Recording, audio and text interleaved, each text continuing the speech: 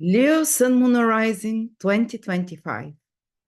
Leo, the year starts with with Mars retrograde in the sign of Leo, but only the first 4 degrees approximately will feel it.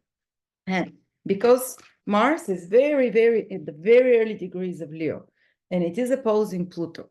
So if you are Leo Sun Moon Rising in the first 3 to 4 degrees, Mars gets to 2 degrees to 2 degrees in Leo, but we give it a bit of an orb of influence 7 till 5. The year might start a bit more stressful for you. Some problems to resolve, some things to reconsider. Maybe you have to mobilize your energy and resources and strength in certain direction. Maybe you are doing something connected to the past that you have to fix, repair, or rearrange your whole kind of direction in life sometimes. If it's the sun, the moon, with the sun, sometimes the career, with the moon, the personal life in those early degrees. With the ascendant, it can be connected to your path in life, to your health, to your appearance in some way. So yeah, the first week of 2025, those very early degrees of Leo have to be a bit more careful, to be more strategic. The Pluto opposition can create some kind of tensions in partnerships. So challenges that come to you through others, especially in a more Plutonian shape, figures and people that are really pressing your buttons in some way, that are power struggle of some sort that is happening, or some external circumstances. It's not always your partner or someone else when the seventh house is activating you, but it can be external circumstances that directly impact your actions and your direction in some way, and that you have to work through something. But pretty much very quickly after the first week or a few days of the year, Mars moves out of your sign. So it's going to be most of the time retrograde, most of January and February till the 23rd in your 12th house. So most of this Mars retrograde, Leos, you'd feel it in your 12th house. And Mars actually will stay in your 12th house from after the first week of January till the middle of April. So it's a long period, even though it turns direct in February, towards the end of February, February 23rd. This theme of the 12th house is quite powerful for you. And the 12th house is more subconscious house. It's a house connected to our dream world, to our sleep world. So some of you might feel like because Mars is extremely potent when it's retrograde. It's much closer to Earth when it's retrograde. So its energy is unfiltered. It's very, you can see it much brighter in the sky as well. So its impact is more powerful than other times when it's retrograde. And it's working and it's acting those first 2-3 months of the year very intensely on your subconscious. And it kind of stirs, because Mars is tumultuous energy. It's full of energy as well, and stirs up the subconscious. Maybe some memories from the past that you've forgotten will come to the surface. Maybe you started feeling it already from 2024 when Mars was direct in Cancer in October, in November, even part of September, October, November. And sometimes it might be bringing your retrograde period certain old traumas or unprocessed feelings and Mars speeds up the processing of those feelings. And some of you can experience it in your dreams. Many times, if we haven't resolved the issue, psychological, emotional, it keeps popping up in our dreams. And even if you don't think about this person or that situation, many people dream about school because it was traumatic, usually the early years of life. But don't think like, horrible, why am I having and anger as well appears in dreams, of strong sexual desires appear that won't fulfill the unprocessed in some way, anger, sexual desires. And if it appears in your dream life, don't kind of think, why am I dreaming this? Actually analyze it and look within, because your soul is working through those issues that were buried, that were not processed in emotions through dreams. And you can start noticing in this period that if you have recurrent dreams, say you're not taking an exam, or someone you were in love as young is, breaking your heart again, or whatever, or some other situations. If it keeps repeating, you might see, I've seen it because I had Mars retrograde in my 12th house. Before that, by the end of this process, it's almost like I re-experience the feelings very intensely in the dream life. And after that, the dream starts changing. And you get a chance to see those past experiences in a different way, to look at them in a different way. And the dream starts changing in a way where you're winning, or where you are not as scared, where you're not as angry, or the situation starts getting resolved. So believe me, we do a lot of our emotional psychological work in our sleeping cycles. Sleep is very needed because what we can process consciously, we do it unconsciously. But yeah, if you have some problems with sleep, or because Mars is disruptive. 12th house is about rest, about being in a restful state. Mars can make you feel more restless. Instead of resting, you might find that you can't fall asleep as easy, or that you dream too much, or that you keep there's some disturbances in your sleep, or with your sleeping arrangements in some way. Or you might be repairing a simple thing, your bedroom, bathroom, so the 12th house, because Mars is to fix something, to do some physical work there. That's a more mundane way it can manifest, like repairing bathrooms, bedrooms, and so on. But also some memories from the past, you might be working with them through a counselor, and because Mars rules your 9th house of higher insight. 9th house is the house that gives us answers about situations from a higher perspective. It's God's guidance, or other people's guidance, or your higher self, your inner guidance as well. Going into the 12th house, you can really work through a mentor or on your own, some past life issues, some self-sabotaging behaviors is the 12th house. We all have them. These are our hidden vices. These are our addictions. These are some things, our fears that without logic, they might be due to a past lifetime or some experience while you were young and you don't remember, but something that activates in you unnaturally strong fears, and this is called self-sabotaging as well. So it's not necessarily just physical or psychological, emotional addictions. These are old patterns that you're going to be able to gain a higher perspective on them and work through them. And Mars is the warrior to win over them. And so some people during this period might be able to overcome a long-lasting addiction or a long-lasting self-sabotaging behavior, or really untangle why the deeper motivations that they're not aware of, and have aha moments. The ruler of the 9th, which is clarity, knowledge, in the 12th house of secrets, also some secrets. You can unearth some secrets during this Mars retrograde that you are not aware of. Some secrets might be ones that are connected to your deep psyche, and you're like, I realize why I'm acting like that, or why things happen like that.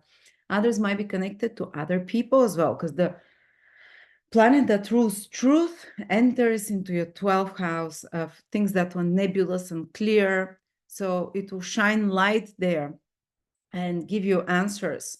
And you can work through traumas, break through them, because Mars just really breaks down walls, and Mars really pierces through layers and layers of buried emotion there in the 12th house. So you can come to a deeper, or more clean realization, more pure realization about something, and deeper understanding. Another thing that the 12th house is good for is research. So Mars rules your 9th house of higher knowledge and studies, higher wisdom. 12th house is knowledge that is very deep, that kind of springs from the soul, knowledge, that deep understanding that springs from almost from like a download from invisible forces. So if you are studying, if you're a scientist or doing any deep research, you might be psychologist, astrologer, someone who needs to research things, you can have really powerful breakthroughs now with Mars retrograde in your 12th house, my 12th house from the moon as well. So good thing to research, to dig deep, to go into more mysterious topics, even sometimes kind of topics that not, but to have, to gain clarity about them, because Mars is a positive planet for you, ruling the ninth house. Also, Mars rules your fourth house and a family and early childhood and ancestors. And the 12th house is the house of dissolution. And you might really be able to work on something if some behavior, some unhealthy patterns and vices are coming through your ancestors, from your family, extended family, uncles, mothers, grandparents, the ancestors overall, from your family roots. You might be able to work on this behind the scenes psychologically. Mars churns the deep psychology of a person. And plus, it being the planet that rules the ninth house of clarity and wisdom, there is a powerful way to rewire those depths of your soul that were programmed by family, that were programmed by past life traumas, and so on. On another more material level, the 12th house rules faraway countries, foreign places. Some of you might be doing something martial, like, I don't know, that can be good, to go and do some more active work there, some exploration. But because Mars is retrograde, you have to be a bit more careful with, for example, and of course, Mars rules the ninth house of traveling. If you travel, it's best like going back to a place you've been before. So some of you might go back, so travel faraway places, going back to Mars, or arranging something to relocate to faraway place, or a place, but maybe a place you've been to before, changing your mind about where you live, because Mars rules the fourth house, and going into the 12th, a place of living connected to some faraway place as well, that you have to, something is shifting there, basically. I'm saying your perspective, maybe you had certain plans, but something start changing in your mind where you want to live, and it is connected to either traveling or to some faraway places for some of you. Okay. Yeah, this is overall what the 12 houses. Of course, 12 house rules expenses. There might be some extra expenses. They might be connected to the fourth house, to home or family or relocation, place of living, or to travels, or to higher knowledge studies. But it is, I think because Mars is such a positive planet for Leo, because it rules two very positive houses, fourth angular and ninth angular. In ancient astrology, when a planet rules an angular and trinal house, it becomes a benefic. So for Leo's, Mars is kind of, even though it will always create some stresses, it is a benefic energy. So it will, even in the 12th house, it will do a lot of good work connected to the 12th house. So you can do some kind of helping others, charity work, helping others that are in trouble. If you're in any 12th house careers, which is spiritual work, which is healing, which is the imaginative fields where you need to spend time alone behind the scenes or in isolation, it might be a researcher, it might be a scientist, a lab technician, someone who works in hospital, someone who is a painter, writer, anyone dealing with the intangible worlds as well, or with helping others in some way, might have a very busy time, actually. While for other Leos, with Mars in the 12th house, it might be time to take a break for a little bit, because Mars goes into those more intangible realms, to go more within, to go more focused on the internal in some way, and to do some research, to look at things from a different perspective in some way, to prepare for something. But if you're in, as I said, 12th house career or activities, you can be very productive. And 12th house is also meditation, spiritual practices. Mars here is saying you can do some more active meditations and spiritual practices, and they can be very successful and powerful now to have breakthrough psychologically for you. So yeah, that's pretty much a lot about Mars in the 12th. Of course, we have to mention sometimes hidden enemies. I spoke about that, but somehow those don't really harm you unless you have planets, many planets in Aries or Capricorn or Libra, so Mars is squaring them. And you can get some, more of the negative influences of Mars in the 12th house. But things will become clear if someone's been doing something behind your back. So those enemies, those hidden enemies, you can become aware of them and deal with them. And many times those hidden enemies are our own selves, our own fears. It's not necessarily always someone externally. So that's why I said there is a lot of psychological work that is being done with Mars retrograde in the 12th house. Revising the past, definitely work with psychologists, work with on family traumas and so on. This can be, you can have a breakthrough. Mars gives fast results there. But it's more emotional time overall. And then the other big event in January is that the North Node moves from your 9th house, where it's been there for a year and a half, causing mostly eclipses in the 9th and 3rd houses. In January, it moves into your 8th house. And it's going to stay there for a year and a half. And most of the eclipses for the next year or two will be in your 8th and 2nd house. And of course, eclipses bring more fated events, fast developments.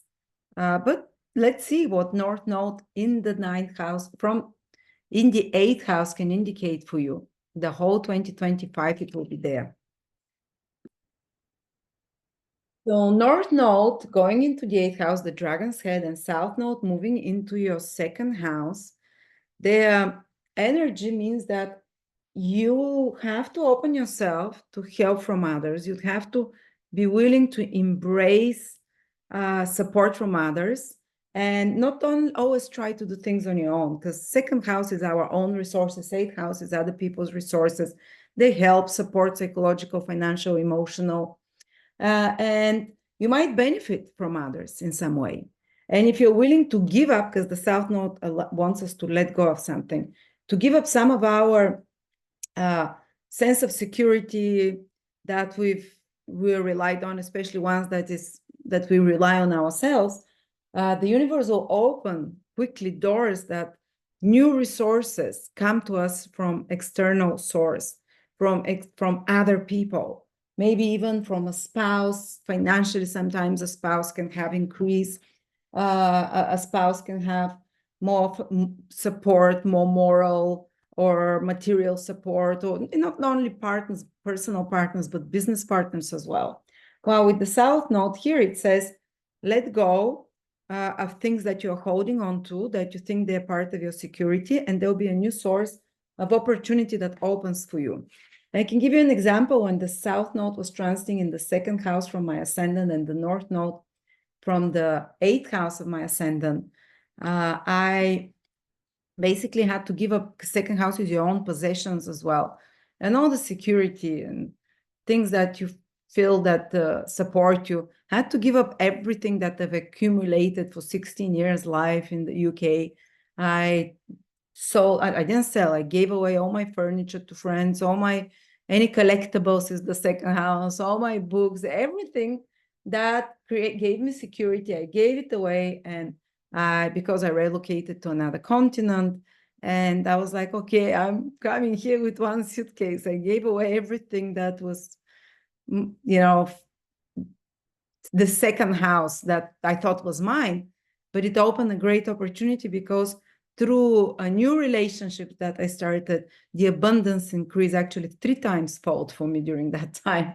But it might not be the case for everyone, because Saturn is in your 8th house, so it will kind of change the energy this time. The North Node is not on its own for this 2025. Its energy day in the 8th house will be a bit more different. But yes, if you're willing to give up some security, wealth of abundance can come to you from external source, or from someone, from a partner, or even because 8th house is your clients, finances, and money. If you're in business, the North Node can start increasing that there. But you see, you've been having Saturn already in the 8th house since 2023, since the spring, almost 2 years. And Saturn pretty much the whole year stays in your 8th house. It dips into your 9th house for 3 months, from June till September. but moves back to the end of the year again in your 8th house. So that definitely shifts and changes the energy of the North Node. If it was just the North Node acting there on its own, I'll definitely say increase of finances coming to you through others. Maybe you can get some alimony or money that is owed to you from others. You can get a loan, you can get a mortgage, better mortgage deal, and so on. But because Saturn is there, Saturn is making things a bit slower. And maybe some of you for the past year and a half, couple of years might have been struggling with this 8th house because Saturn tends to, it's more difficult there. And it continues for a bit part, but not as difficult anymore because the North Node starts enhancing or breaking through the walls of Saturn. Because Saturn is very forbidding, but the North Node is much more allowing. So you start finding alternative ways. But the 8th house problems might have been, for example, blockages with partners, finances, some blockages with intimacy as well, because it's one of the sexual houses, the 8th house, blockages with trusting others. So maybe financially things were a bit harder if you're in a marriage or for money coming to you from external sources, sometimes from clients as well. Maybe there were some difficulties with insurances, inheritances, delays, extra efforts there, or with matters concerning taxes as well, that you had to work hard. And Saturn, again, continues to be there in your 8th house the whole 2025, 9 months of 2025. But the North Node there can start making things move, can start introducing alternative ways and opportunities for you to figure out those situations, those 8th house situations, maybe improving a bit as well your intimate life and shared resources of any sort. So it starts breaking through the resistance of Saturn. And of course, the 8th house is about overcoming traumas. And Saturn has slowly been working for the past year and a half for you to go through. Maybe, again, we see 8th and 12th house have a lot of similarities. This is the subconscious houses where we store emotional traumas, psychological blockages. Here is the obsessions as well, something that has more power over us than we do. The internal battle between evil, darkness, and light within us. And Saturn has really concentrated your energy on that, to a lot of internal psychological work, but it's slow going and it doesn't give immediate healing.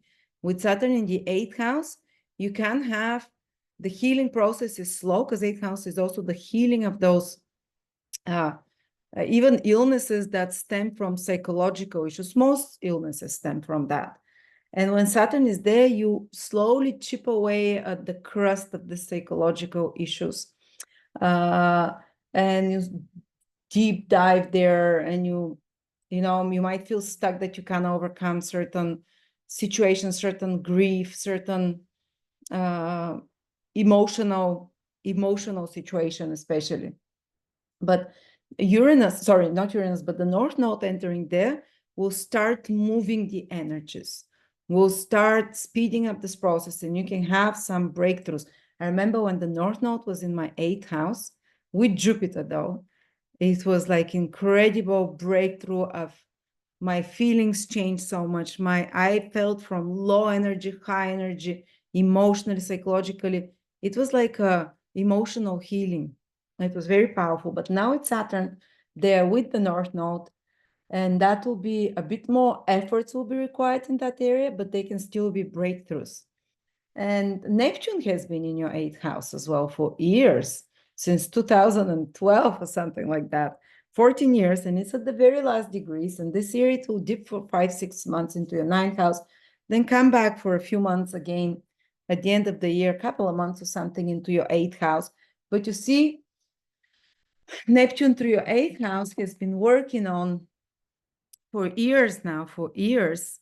It has the opposite energy of Saturn. So for years, maybe you are too open psychically, maybe a bit too emotionally vulnerable to influences, to subconscious influences, to the energies and influences of others. I know that Leo people, whether it's your sun, moon, or ascendant, are usually strong ones.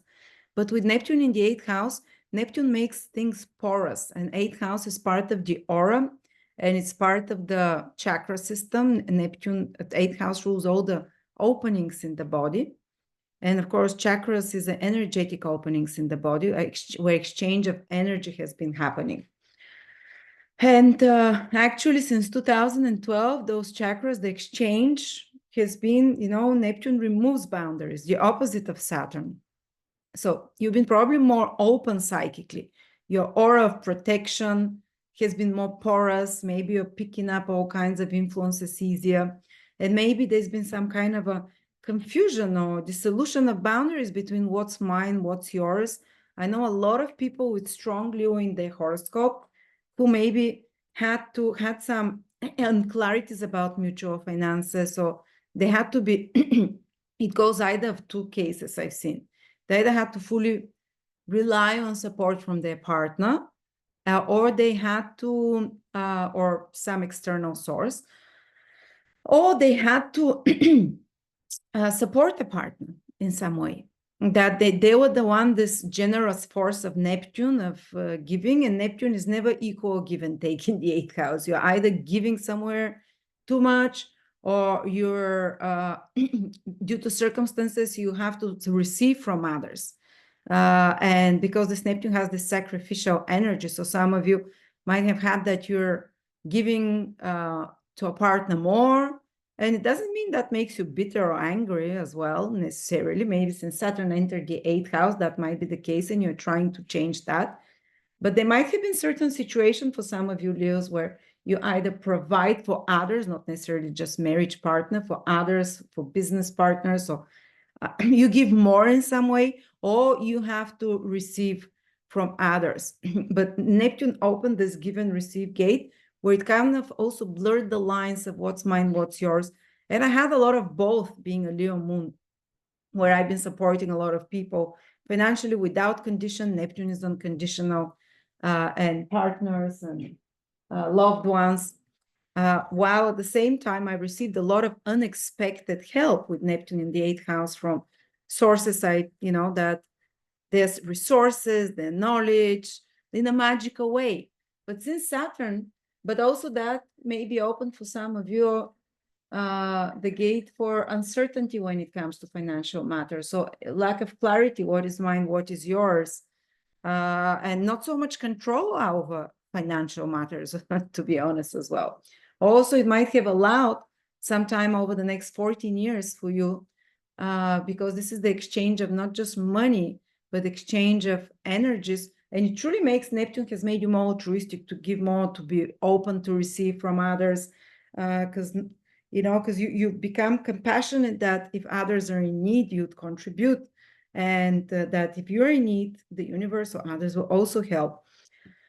But at the same time, it's also the sexual energy that Neptune represents in that's been transiting for 14 years. There might have been some kind of ambivalence or lack of blurred lines in regards to sexual exchange.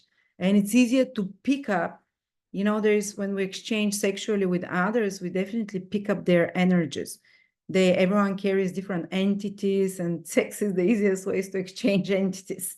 That's why sometimes people start dating a partner, sleeping with them, or even just sleeping a few times with someone, and they suddenly develop the same addictions or the same fears or the same kind of behaviors, because these are entities that gets transferred. And with Neptune, having been in our 8th house for such a long time,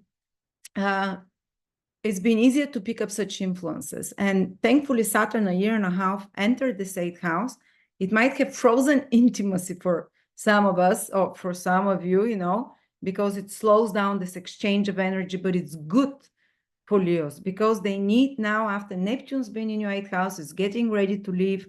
Saturn is there for one more year in your 8th house in 2025, and it's been allowing you to put some barriers in regards of what's mine, what's yours, how we exchange energy, not allowing, and even to build some like psychic protection against entities, because 8th house also rules parasitic entities, which are energetic or parasitic influences from others that sometimes trying to take more than they give, to manipulate us. And Saturn has been making you recognize who those influences are, what those behaviors. It might be a behavior that you're doing that is causing draining of the energy towards the external sources for you. And you're gradually putting those walls. You have another year of that with Saturn there, and the North Node joining there now will start speeding up this process, will start enhances this process of kind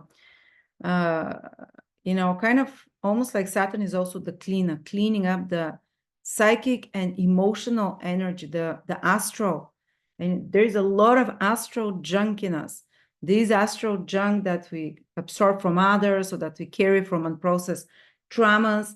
This is what creates disease, physical disease as well, And so Saturn is cleaning up all the porousness of Neptune, Neptune is very allowing, that we allowed to come through us, but it also, Neptune made us much more psychic, intuitive over the last 14 years. Definitely it opened up those chakras to some of you, but sometimes they can open ambivalently towards lower and towards higher and towards lower energies as well. So Saturn is putting order, and has been, and has one more year while it's in Pisces there for you to put order in your astro, in your psychic, to clean up the mess and to purge. And Rahu, the North Node is like magnifying influence to purge the astral for you. So it's good doing the first, especially 4 or 5 months where Rahu, Neptune, and the North Node are together. First, Neptune and the North Node join together in February. Then in April, Saturn and the North Node join together. But the whole time, from the beginning of January till May, they are together very close. So there is this force of power in this 8th house pushing you to have a breakthrough. And it might be emotional. It might, tears that have been dumped might come out, and, and other 8th house activities might happen, psychological breakthroughs. So working on those issues, sometimes some important developments, because Saturn and Neptune together in the North Node can be about inheritance. Inheritance sounds great, but it carries the energy of, as well, someone passing away. 8th house is the gate of death and life. That's why it's the house where we get pregnant. And this is the house where we can bring in life and life can exit. So there might be some developments about, I don't want to scare you, but sometimes it happens with such strong activation of the 8th house, someone passing away. Don't worry, it's not you usually. You're not Saturn, you're not Neptune, you're not the North Node. But there might be such themes, but also it can bring an inheritance. There might be some important developments connected to taxes that you have to work through those months, through insurances or mortgages. And Rahu moving there, the North Node, can make things start happening. If you've been blocked to receive a mortgage or a loan, or some exchanges with money with others as well, this can start things moving.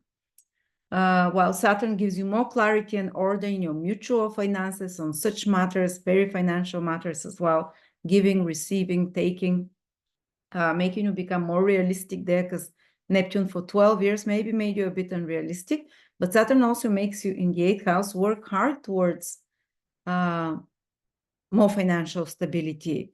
And what is Saturn rules? The 6th house for you of work. Being in the 8th house of transformation, you have a year left where you can transform your work in a powerful way, where you can transform your health habits as well, because Saturn, the ruler of the 6th in the 8th, 8 is changes, transformations. And so work, daily habits, health habits, Saturn joins the North Node and Neptune there in your 8th house, dissolving old habits, old work, all daily routines. Maybe you are used to have a certain routine. You wake up, take the children to school, if you stay at home mom or whatever, or you wake up, go to work, your day goes in a certain way. Well, now Saturn, the ruler of the 6th house in the 8th, with 2 agents of change, Neptune to dissolve, Rahu to introduce something new. Your daily routines, your everyday, how it goes, can really change. And this actually is changing your psychology in a deep level, this 8th house as well. Yeah, some secrets. Again, this is another house of secrets with Neptune, North Node, and Rahu. Sorry, Neptune, North Node, and Saturn that can come to the surface, but also powerful psychological release.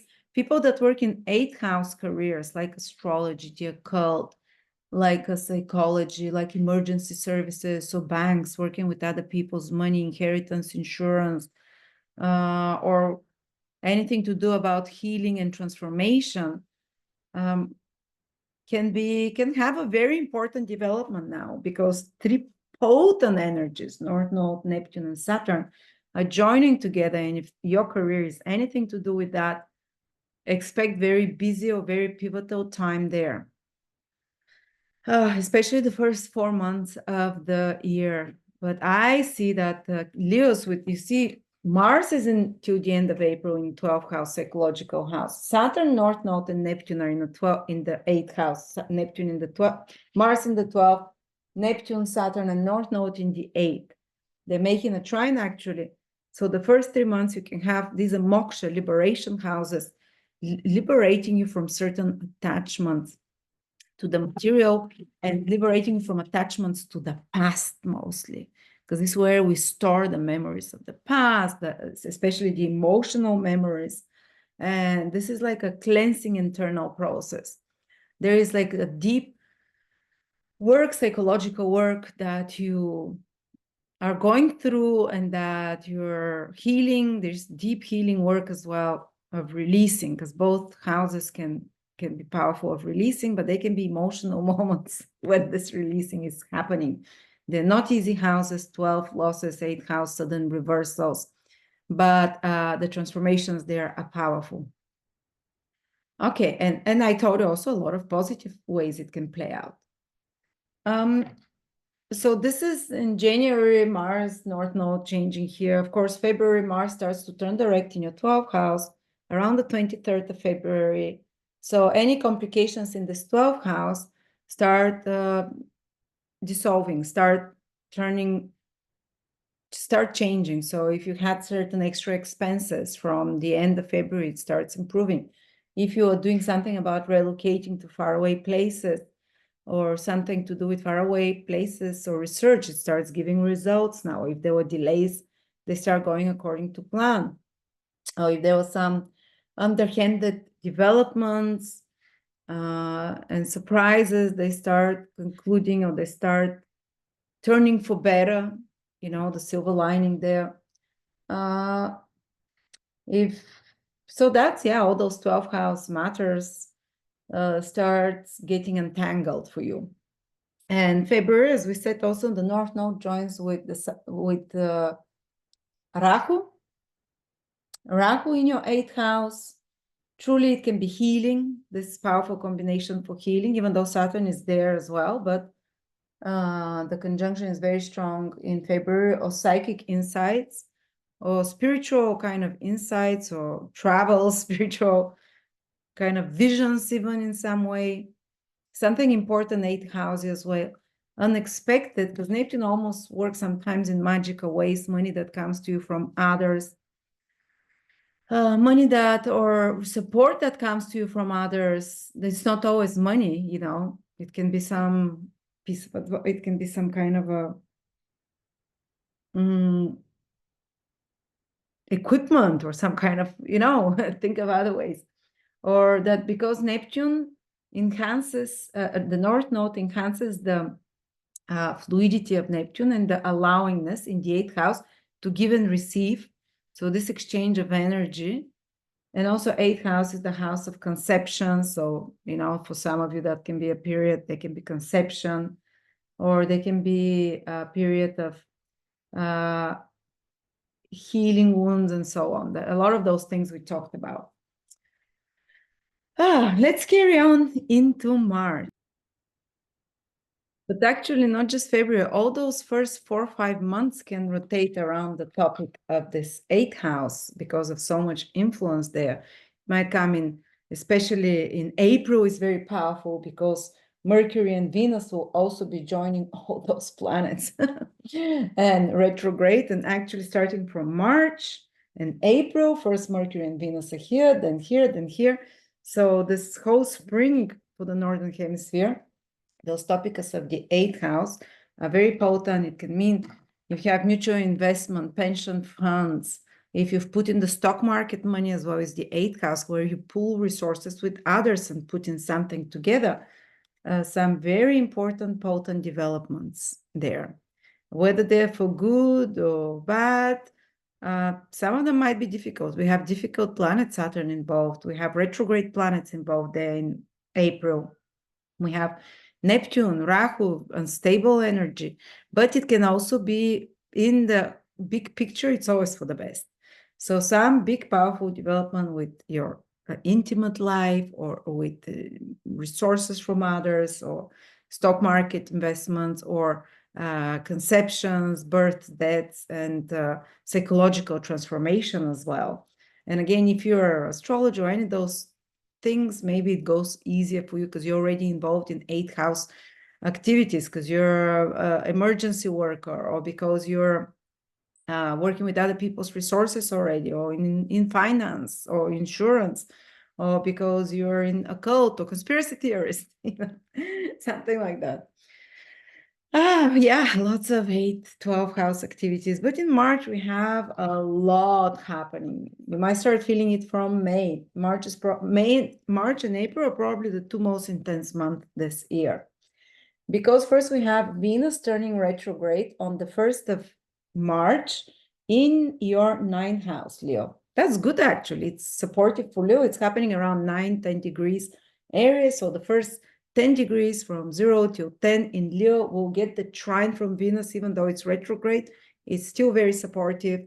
Some help from unexpected sources. Things will happen. Yeah, there might be some revision of something that you have to do. Come back, go back. But it's overall very good, and Venus is looking at you. Even Venus retrograde is still a benefic, and it's protecting you. In May, it starts from February already. In March the 1st, it turns retrograde in your 9th house. And on the 15th of March, on the 15th of March, Mercury turns retrograde on the same degree. The first 10 degrees of Aries, or the first 10 degrees of Leo, get the Mercury trine as well. I think it will be quite positive for all Venus mercurial activities, but you have to either hold back or revise, or look at them from a different angle. That can be getting in touch with loved ones or friends or people from before that you haven't been in touch with, because from the 9th house they make trine. 9th house is a Dharma lucky house.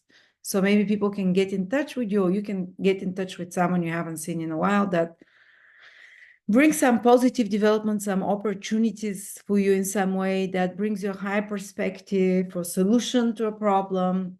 8th, 9th house can be also counselors, advisors, people with a higher knowledge and understanding of things than you. So contact with, or maybe even you might go back to studying or reading an inspirational teacher, or the Bible, or whatever you get inspiration, something that you used to learn before, or get inspiration from, or reconnect with a coach or a guide, or someone that always gives you, it might be a friend, but who gives you a high perspectives on matters. And definitely they can be lucky reconnections with friends. Mercury rules your 11th house, social network, friends.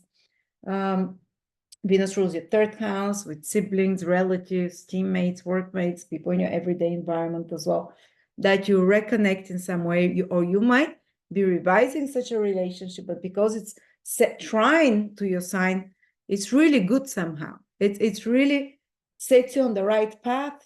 Even if you decide to remove someone from your life, it's like your higher self is pushing you in that direction. Or if you revise some relationship, because both Mercury and Venus are very relationship oriented in your horoscope, and it's not like it might be more like a casual acquaintance or friendships or relatives or neighbor, people around you. Somehow it's good, somehow it's aligning you to your destiny. Plus you can be working on some educational project or higher knowledge project or teaching project of some sort that you need to put extra efforts on in March while these two planets are retrograde. Maybe revising something, bringing up, changing it, and introducing it in a new way, or putting just extra effort. So if you're in any studies yourself, you can delve much deeper with Venus and Mercury retrograde there. You can gain a different perspective. Retrograde planet is not just always about going back to old things. It's very much exploring an alternative way. And in the ninth house of reality, an alternative way of where you want your life to go, your vision for your life. You might have certain, because the ninth house is our plans, the highest, the ideal we want for ourselves for the future. Like when they say, where do you imagine yourself in 5-10 years? That's the ninth house. What's the best you're imagining, the ideal that you want. And now Venus and Mercury, they're retrograde, asking you to revise that. Maybe because you're communicating with others, maybe because you come across some information or whatever it is that start shifting how you perceive your future. And certain beliefs might be re-examined, certain beliefs about yourself or beliefs about reality or beliefs, what you considered sacred, what you considered, where you put all your hope and trust. Venus, Mercury can ask you to re-examine it there under more scrutiny if you're truly the right thing for you. Plus, it can mean a travel, because ninth house is house of traveling. And don't forget that in March, already Mars is turning direct in your 12th house, which is another house of traveling, faraway places. But Venus and Mercury are turning retrograde in another house of travel. Just like when the moment Mars turns direct, Venus and Mercury turn retrograde. We don't get a break. January, February, March into April. And Venus and Mercury retrograde in the ninth house, in the best case scenario, can be that you are traveling back to a place that you love. You see, we keep getting those themes here. A place that you've been before too. You're coming back to beloved teachings and teachers and spiritual or academic studies. So you're rethinking your academic path and your beliefs, or revisiting old countries that you've been to. Or if you have trips abroad or far away, like in a different state, over with a plane or whatever, that are more long, that you've never been to before. When Mercury and Venus are retrograde this April, there might be some, surprises that can come, not according to how you expected it. It doesn't mean it's not going to be good. It doesn't mean, but it's just different than what you expect. Also, there is chance of reconnecting with people from faraway places or friends that you haven't seen for a while.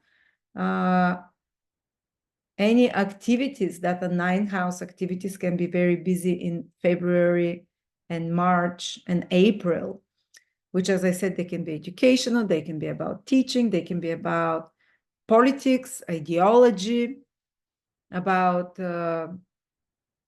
how you relate to others because of their belief systems, and rethinking some relationships and connections because of diverging or converging belief systems, where you kind of recognize and see someone in a new light because, wow, they really think similarly to me, or the opposite. We don't know how it goes exactly. And of course, we have in March 2 lunar eclipses. Let's not forget. The first one is on March the 14th, when Mercury is turning retrograde as well. And it's in Virgo, lunar eclipse in Virgo. So the moon is in your second house, the sun is in Pisces.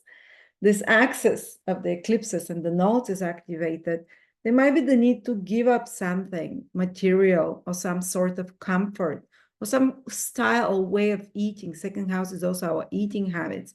And Virgo is also the sign about to get healthy. So that might be a good time in March to give up something. South node, the moon, the eclipse is caused by the south node. Let go, give up something that is holding you back, but it can be connected to your diet, to the foods, or to your possessions. Give away clothes or furniture, whatever it is, or some sense of security financial that you have. You might have to kind of blindly jump and give it up, or it might be taken away, because it's so to allow you to move into this North Node in the 8th house, into new possibilities, as we said. Or it can be in an easier way, better way. It can be that there is some, of course, there can be some spending. Again, we come here with this topic, the 2nd house, that the 2nd house eclipse activates, or they can, and sometimes we don't even feel eclipses. Like sometimes if they're not directly in our sign, our sun, moon, or ascendant, it's rarely anything. But I have to mention how in the 2nd house eclipse can manifest. And they can be also the need to give up some comforts. 2nd house is, okay, I really like this. I feel comfortable with having, coffee every morning, or some little pleasures in life. But it will be easier to give them up because it's for a higher reason. And you can help this eclipse by consciously giving away something, consciously releasing something, but on a positive level as well. It can mean that you're completing some financial project or something that you've been doing, because full moon eclipse is about seeing results of something, and South Node means like you're completing it and you're seeing the results. So, there can be some very important financial developments here, because the 8th house is also activated with so many planets. Or it can be this thing like one door closes, another one opens, in regards to support, in regards to security for you. The other eclipse is on the 29th of March, and it's a solar eclipse, and that's the last eclipse in Aries. Oh, let me see. 9 of Aries. Venus and Mercury start moving to the 8th now. The moon is here. The North Node is there. Again, the 9-10 degrees of Leo can feel it very strongly, but it's a supporting one because it's trining you. There is this 9th house energy, something new coming to you through this 9th house, through new knowledge. You see, like almost like Mercury Venus retrograde, he revised the old wisdom, knowledge, but new one is being born. New world conception, new belief system, new way of seeing reality can be being born with this eclipse in the 9th house, like reprogramming of your mind. The 9th house is the house of propaganda, where our mind is programmed. And many times these are good programs that help us survive in the demands of society. But with this North Node eclipse, there is new possibility that you are seeing. And they can be like a sudden or surprise possibility to travel abroad over the next 3 months. So we see again, it's not just in March. We have those themes starting from February already, March, April, June, July, relocation, faraway travel, or some new educational direction, or some new project connected to teaching, to wisdom, to knowledge, to spreading knowledge of some sort. Something to do with publishing as well can be for some of you that this eclipse brings. Something to do with new people from faraway countries, or people from a different social background, like more erudite, academic, or whatever, like a teacher appearing in your life. I remember having an eclipse in my 9th house. And that's when I discovered my spiritual teachers, but it was with the South Node. With the North Node teachers are more ones that are like mentors about worldly success, role models, how to create abundance, how to expand your mind about what is possible and opportunity in the external world. So something shifts in your consciousness. Maybe you read something, maybe you take a class or course that awakens you to new possibilities, new horizons, or maybe you travel somewhere abroad. And it's not necessarily that it happens on the 29th of March. As I said, this eclipse is a 3 to 4 months influence. So this 2025 is something about traveling or whatever, expanding your consciousness, or something connected to legal matters, like a breakthrough there, if you're in any such situation, moving ahead of such matters, reset there. Mentors, as I said, or you coming up some role of teaching, mentoring. I remember I had an eclipse in the 9th house recently, from the ascendant, because I'm the opposite ascendant. And I found a coach, and she's really helping me like rewire my brain. So that's, and so this is the last eclipse in your ninth house. So for some of you, maybe this is when this portal to higher reality, higher perspective, new opportunities, something to do with studies, higher knowledge, to traveling can appear. Or import export businesses is also the ninth house. So if anyone is in those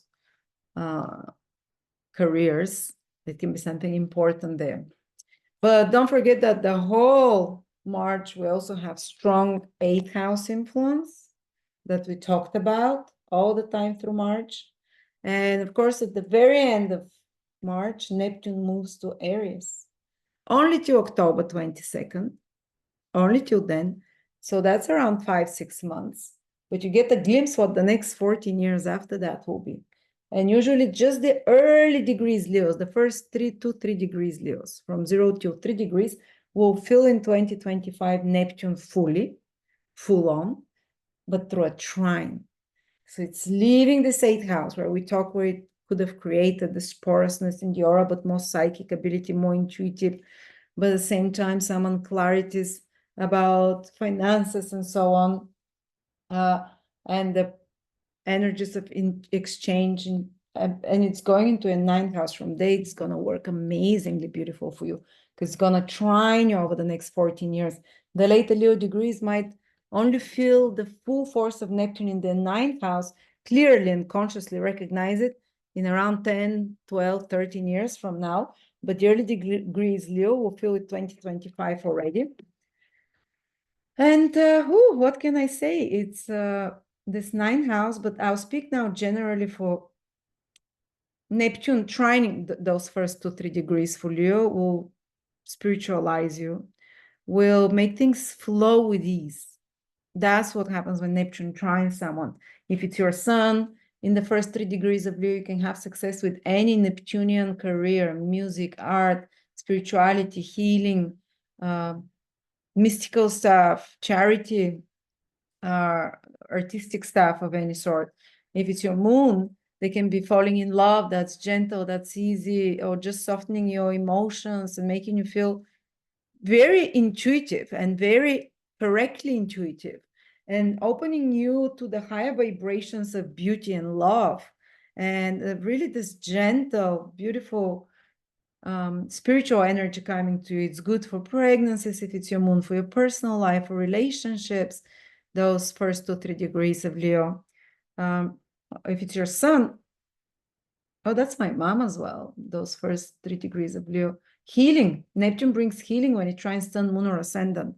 Especially those first 3 degrees really needed, because the first 3-4 degrees, Pluto is opposing them. So for some already felt it in 2024, the first 3-4 degrees, others into 2025. Pluto is in the first 4 degrees of Leo, of Aquarius, opposing Leo in 2025. So it's putting some very harsh energy. Some really like, I feel like Pluto energy sometimes like a black hole that sucks one in, that, like sometimes obsessive, sometimes on the health, when it's opposing Sun, Moon, or Ascendant, sometimes back problems because Leo is connected to back and heart, and sometimes, or just hitting strong psychologically, big transformations that are happening. But Neptune is helping exactly those first 2-3 degrees this year from Aries. So it's not just Pluto. That's why even though Pluto can be some of the most incredibly intense transits, if it was just Pluto on its own, I was going to warn you way more dire things, like really check your health and really be careful from those first 2-3 degrees in Leo. Be careful from predatory energies, from power struggles, from confronting evil in life, being the energy of being cheated, being taken advantage of, or power struggle, or even some kind of, sometimes it's real evil that we have to confront with Pluto, some power abuse. But I've been watching my mom, because Neptune has been pretty much sextiling already, trining those early degrees in Leo, Uranus as well. And it's been passing easier. It's been, and for you early Leos, actually the first 5, 6, 7, 8, 10 degrees of Leo, because Uranus, Pluto, and Neptune will hold this. Uranus will make sextile to those first 10 degrees. Neptune trines, while Pluto is opposing them. They're holding this beautiful configuration till 2029. So the early degrees of Leo will pass much lighter through the Pluto opposition. And what is helping you? Neptune, higher wisdom, Neptune from the 9th. And now I'm talking about all Leos, but also specifically the first degrees. Over the next 14 years, Neptune is helping you. This is like your intuition is so strong when Neptune goes in the 12th house. You're higher and you're aligning to a vision of God, of a loving, kind of God. And some divine help from the 9th house, help from mentors, from advisors. Saturn will also be trining this year, those first 3 degrees of Leo, sextiling together, trining together with Neptune from the first degrees of Aries. And you have some very good counsel and advice if you reach out to elders, if you reach out to people with more experience or your own higher knowledge. You just know intuitively what is right to do, what is not.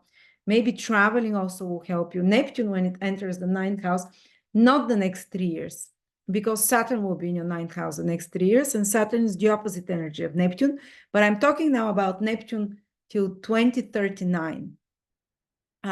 So you just know what Neptune in the 9th house does, because yeah, we have a lot going on here now. Saturn will be there till 2027 something.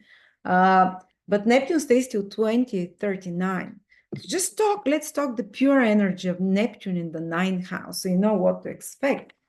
Neptune in the 9th house, and as I said, you might not feel the full results of Neptune in the 9th house until after it leaves it, because it's very subtle. It's like a background energy.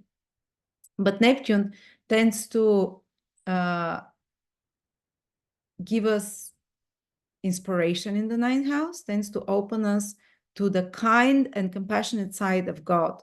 If you've been perceiving reality and the universe more cruel, more punishing, more punitive, Neptune will connect you to the more feminine side, the kind mother, the forgiving, the Kuan Yin kind of, Kuan Yin, if you know that ascended deity energy. It's very compassionate, loving, the feminine side. In Christianity, this is the Holy Spirit. The Holy Spirit is the feminine side of God, of God's manifestation. So there is this energy you'll be connecting for a long time with, but first Saturn will pass your 9th house. It will connect you first to the more serious side of divinity, towards you'll become more demanding of yourself. We'll speak about that for the next month. But Neptune generally for many years ahead will allow us to trust more in the universe being a benevolent, caring, magical. If your belief system and reality, vision of reality has been more scientific and more mechanical, Neptune in the 9th house will reveal to you the magic, the wonder. It will gradually, slowly shift over 14 years how you perceive reality, and that there is magic in it, and there is heart, and you recognize God, because Neptune's vibration is of unconditional love, divine love. You'd recognize God in this more feminine, divine love energy. And you can have some really, because Neptune through the 8th house have been really opening up your chakras, your psychic abilities. And Saturn is cleaning now the psychic impressions and pickups that are unwholesome. The Neptune goes into the 9th house, and all those kind of things you've been absorbing for the last 14 years on the astral level, they would fruit, they would bloom, and they would introduce into you this more divine vision, this more higher knowledge somehow. Also, Neptune through the 9th can indicate a lot more traveling and easy access to traveling, maybe not necessarily the next 3 years, because Saturn will be there. And Saturn, just this year, only for 3 months it will be there, but 26, 27, Saturn is in the 9th house with Neptune. More traveling will be connected to maybe work or some responsibilities, but overall for 14 years after that, or whatever it is, 12, 13. There is easier access to traveling. There will be easy access, and you'll be drawn to study more spiritual topics, arts. Some of you might, over the next 13, 14 years, a lot more Leos will be drawn to degrees, because the ninth house is what you higher education, that are more Neptunian, like studying astrology, human design, music, art, fine art, or social services kind of studies, or psychic, metaphysical studies. But Saturn first will be for 3 years there, so you can do some very serious study and very academic and very practical for the next 2-3 years first. And Saturn kind of will prepare the ground for Neptune in your ninth house, so you don't go away with the fairies in your beliefs, because Saturn will consolidate your belief systems in Aries, make them more realistic. So it's not the opposite. You first go with the fairies, fantasy land, oh, love, attraction, everything is possible, because your beliefs can become much more Neptunian, which is like, oh, believing in magic, which is great. The more you believe in magic, the more possible it is. Not black magic and stuff like that, but like, oh, if I only, and you'll be able to manifest easier with Neptune in the ninth when you really align your vibration to something, because Neptune works with the heart energy. When you align your vibration, your heart to something you want, you'll see that it can much more easily magically manifest for you. That's why the universe will start becoming more magical for you. But first, Saturn will remove the beliefs from you for the next 2-3 years, especially 2026 onwards, that are unrealistic, that are too flighty, or that are outdated. It will ground you and anchor you in more secure worldview, in more pragmatic worldview. And then Neptune, over the next 12 years after that, will unfold this, will build upon this and wash away some of the Saturn's what is that? I can't remember the word. Judgments, let's say, and introduce a magical world for you that is more loving, and so on. Neptune in the ninth house for many years ahead as well, trining you. It's just like this divine support of higher power. Intuition is helping you.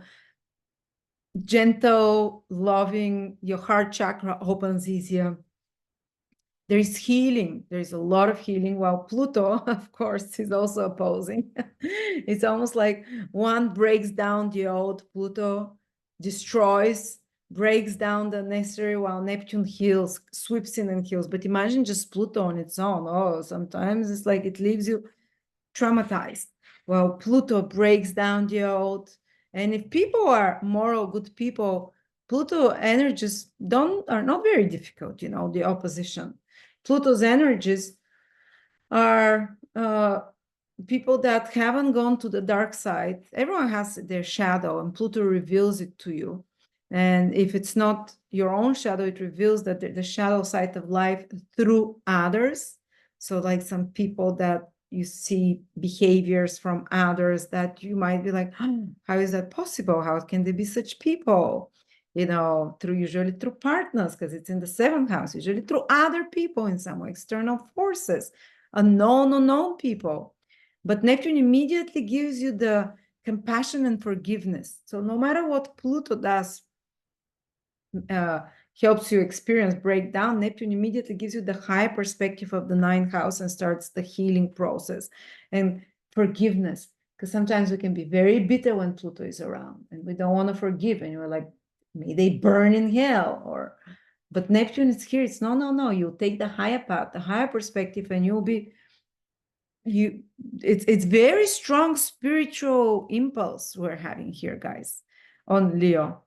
And on the other signs, because they have Pluto, Neptune, and Uranus working in a fantastic way. And Uranus will be in your 11th house, bringing you immediately wisdom, whatever's happening from Pluto there, how to correct it, how to improve it, how to use it to turn it into profit, the 11th house, to turn it into fulfilling a goal and dream of yours in the 11th house. I really love this combination that's forming between Uranus Neptune here in Aries and Pluto in Aquarius for the next 5 years for you. So others might, especially from external sources, might challenge you, or kind of external reasons, something like everything is just being deconstructed in your life.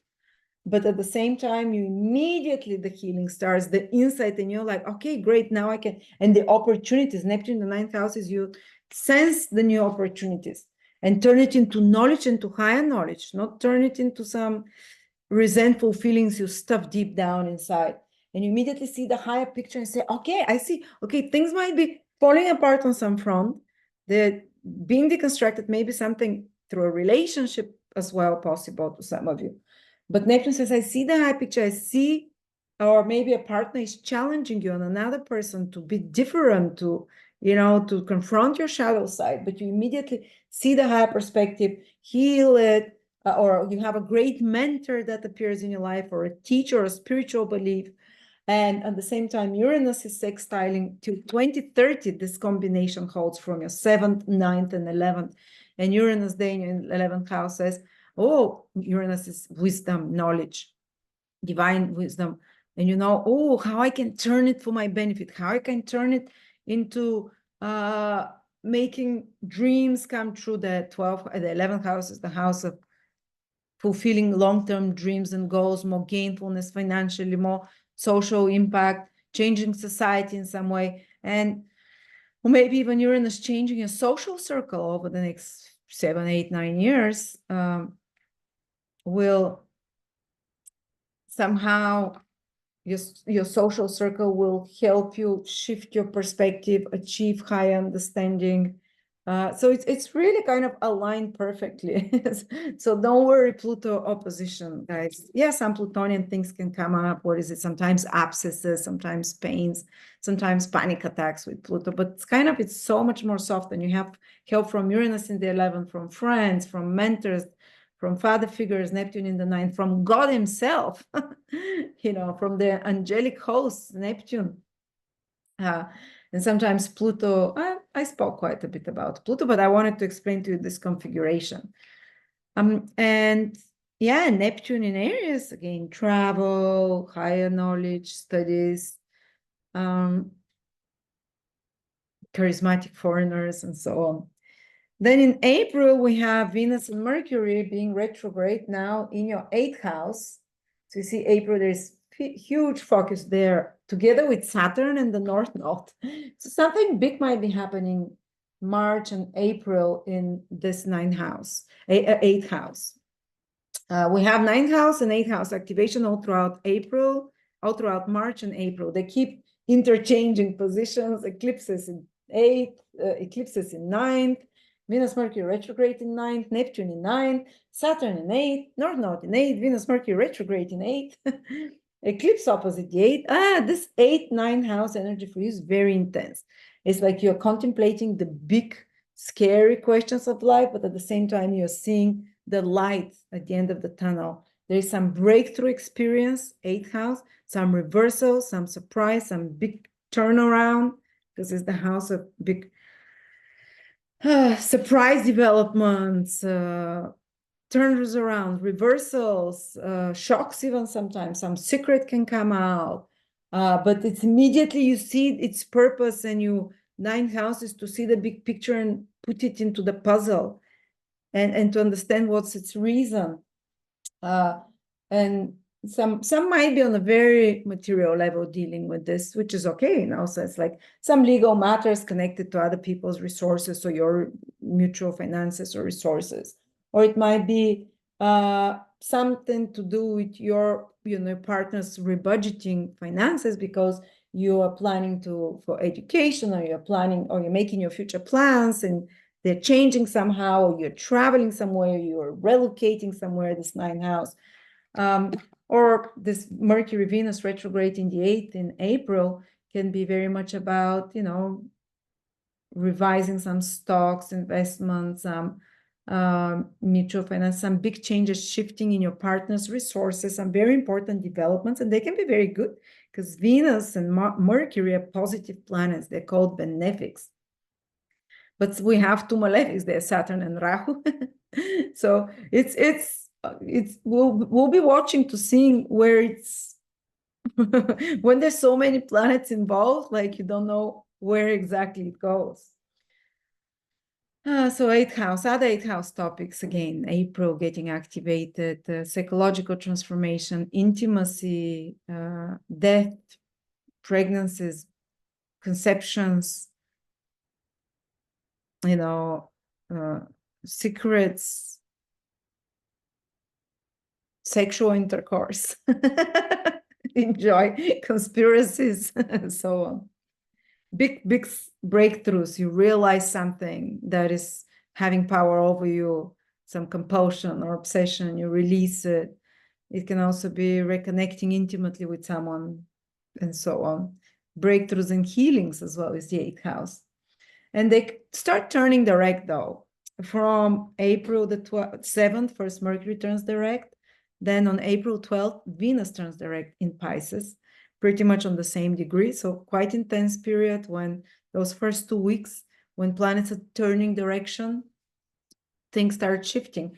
But because they're turning direction, so if there were any complications for matters of your partnership, finances, or money owed to you from others, or anything to do with insurances, inheritances, mortgages, intimacy, secrets, power struggles with another, confidential information, anything to do with money coming to you from others, clients, and so on, it starts getting resolved. It starts improving from the middle of April, and becoming easier, and or seeing the results if you've been working hard for mutual, on some case for taxes, on some case connected to revising taxes, insurances, on some case connected to bring more money through others or more resources through others. You can start seeing the rewards from the second part of April for that. Or if your partner's been making some changes and their financial situation shifts the second part of the month, April, it can be for good positive developments. Or I've had retrograde Venus or Mercury in the 8th house, I remember I would say, oh, I need to do something and reconnect with old clients, and I would do something, shuffle stuff, and usually financially by the end of the period, when Mercury turns direct, when Venus turns direct, I'll have a lot better finances. The resources that come to me through others would have increased, and I'll have restructured them in some way. So this can be positive as well a lot. And of course, Saturn conjuncts the North Node in April towards the end, the 21st. We talked a lot about that. They're starting a new cycle in this 8th house, so new beginnings. And Venus and Mercury are starting a new cycle with Saturn again this April. New beginnings in this 8th house again. Powerful, powerful. It might be surprising, intense, crisis-prone as well, because 8th house can be crisis-prone. But there is immediately you start seeing a silver lining for that. Now in May, Saturn enters Aries, just for 3 months till September 1st, and that's towards the end of May, 24th of May. And Saturn enters Aries, Neptune is there, Venus and Mercury probably also there, but we're not looking anymore at them because they stopped being retrograde.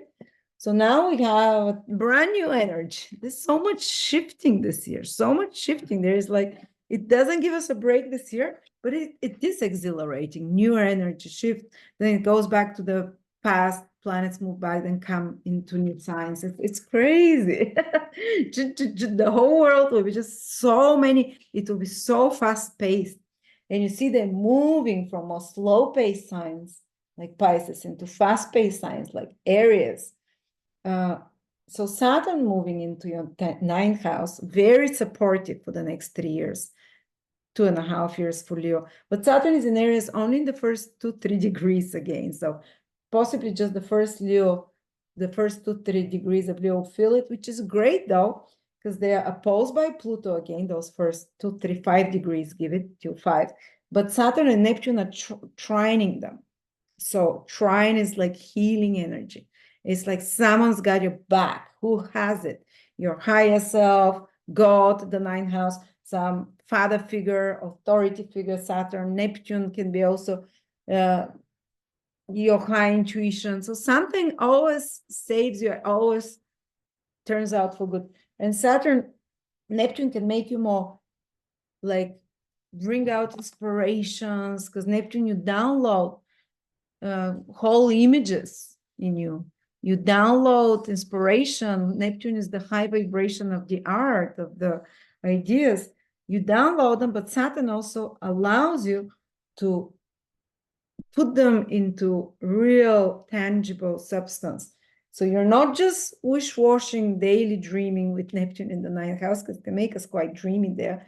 You're starting to see expanded versions or more magical possibilities for your future. But also Saturn is very realistic there with Neptune, and says, well, you have to make the hard work, but I have the vision now, so I will persevere and I'll do the hard work. And actually, when Saturn trines your sign over the next 2-3 years, there is things that have begun during Saturn trine, usually to the sun, have very long-lasting effects. They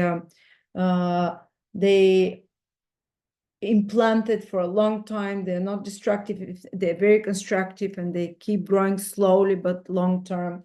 If it's over the moon, any relationships or changes in your personal life done over the next 2-3 years, depends when exactly Saturn makes this trine to your sun, moon, or ascendant, can be long-lasting, stabilizing. But later degrees, Leos, sun or moons, they don't feel Saturn yet. They feel Uranus, the last 4 or 5 degrees, 7 degrees. So the things are changing a lot for the last 7 degrees of Leos. From 23, 24 till 30, Uranus is squaring them. So the life is a lot of ups and downs, exciting changes, though the early Leos, things start getting with Saturn stabilizing. Pluto, though, is deconstructing the old, but with a lot of help to construct the new. For all Leos now, Saturn, Neptune will join together in July.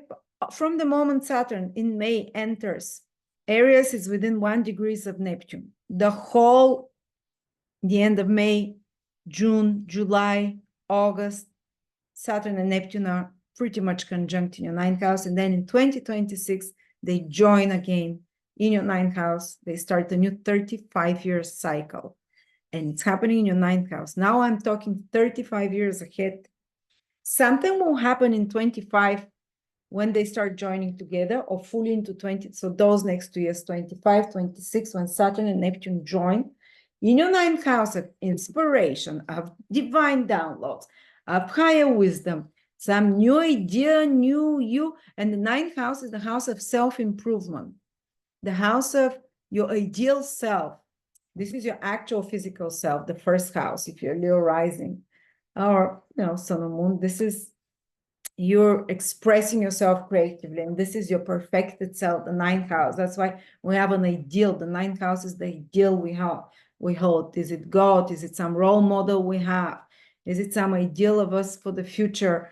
Saturn and Neptune create a new ideal for yourself, a new future, a new direction in your life. The ninth house is the reason that we wake up in the mornings. What is the purpose? And if you don't have a purpose, Saturn and Neptune now over the next 2 years will give you a very new purpose, ideal to do that. And oftentimes, because ninth house is very ideological, new ideology, belief system, and it might be a bit Saturnian, Neptunian mixture that appears, something ancient, something more traditional, plus more spiritual. Neptune combining traditional religions and ancient sacred texts or teachings with something that is more Neptunian, more heart-based, more forgiving and loving, more spiritual in a sense, more so. But also Saturn and Neptune, they will ask you to really define your belief systems over the next 2-3 years, to burst the bubble of some old belief systems that you have that are unrealistic, or that are pretty much too naive, let's say, or too simplistic, or let's say too unnatural. So that's a big rewiring. You see, we continue with this theme of rewiring your, for the next 3 years, 2 years, very intensely. Saturn and Neptune start a new cycle in your ninth house, rewiring up your whole world view, your whole belief system. New direction for studies. You see, again, we have such, so it's not just March with Venus, Mercury retrograde there in Aries, whatever, and the eclipse. Saturn and Neptune start a new cycle in July, and then in 2026 again in February in your ninth house. Some of you really find studies or knowledge that are so meaningful for them, that bring them a sense of direction, that really make them, that harness their imagination, Neptune, their soul, their love, Neptune, and their practical skills, and to manifest something realistic. You might come up with some incredible new ideas, basically. Downloads, inspirations. Some teachers can appear. These two mega important planets, giant gas giants meeting in your ninth house. Some of you can be meeting your teacher, your guru, your to follow, you know, or you starting a mission in your life that can be 20, 39 years long in faraway countries, which travel with foreign foreign missionary almost, or connecting. You might have some mission to teach as a Leo, because this big cycle of 35 years is in your ninth house. You come as a voice of new ideologies, as a voice of new vision for the world that you might have to spread to many people, or you might start on some path that involves teaching, traveling, higher knowledge of some sort, wisdom, coaching, you know, all of those things. Oh, wow, interesting. As a Leo moon, I'm wondering. Of course, sometimes Saturn in the ninth house and Saturn and Neptune, such planets, they can be first, it can start with an existential crisis because the bubble of your old beliefs is bursting. And while they join, it takes them 2 years, 2-3 times to join Saturn and Neptune till while it's forming those new beliefs, this new reality, this new paradigm of consciousness, there might be a sense like, wow, everything believed is not true, or wow, what's the reason and purpose of living? I've seen people and I've had it myself, Saturn transiting the ninth house from my ascendant in particular. I was like, do I trust astrology? What is the purpose? You kind of become doubting Thomas. Doubting Thomas because you need to test the validity of the new belief systems and of the old ones that are dying, and you're skeptical towards the new ones, but they're coming with force you cannot foresee. And there is, some of you might be a mission to be in a foreign countries, to be connected with foreign people, a new stage of teaching or teaching of something, to have a voice there for many years ahead. That is important. Also, yes, there might be some complications with relationships with father figures, or some important developments in the life of a father figure, or the relationship with the father figure. Sometimes Saturn can be stressful relationship there, or stressful circumstances in the life of the father, or more critical, or even a father figure like a mentor or teacher that is more demanding on you, that is more harsh, or your own inner voice, your own inner teacher is more demanding on you, wants you to put your game together, wants you to organize yourself and to be more moral. Saturn in the ninth house, ninth house is truthfulness, morality, the virtues, and Saturn is very punitive in the ninth house. If you're lying, if you're doing something immoral that goes against your principles, so you'll be very hard on yourself to follow your own spiritual moral principles. You might become a bit of a zealot there. For some, you know, that already have such indications, and you might feel like the universe is this that's just waiting for you to do something wrong and to slap you with the ruler. But don't forget, you have Neptune there. Neptune will stay much longer than Saturn, 14 years, Saturn just 2.5, and Neptune will show you eventually that your higher self is benevolent, is loving, wants to align everything perfectly for you. They can be some also religious. There's something about belief system, religions connected to foreign people that you're very involved with such topics. All right. Ninth house is legal matters, laws, and such things. I don't know. You might be involved with working through with Saturn in the ninth house through some legal matters.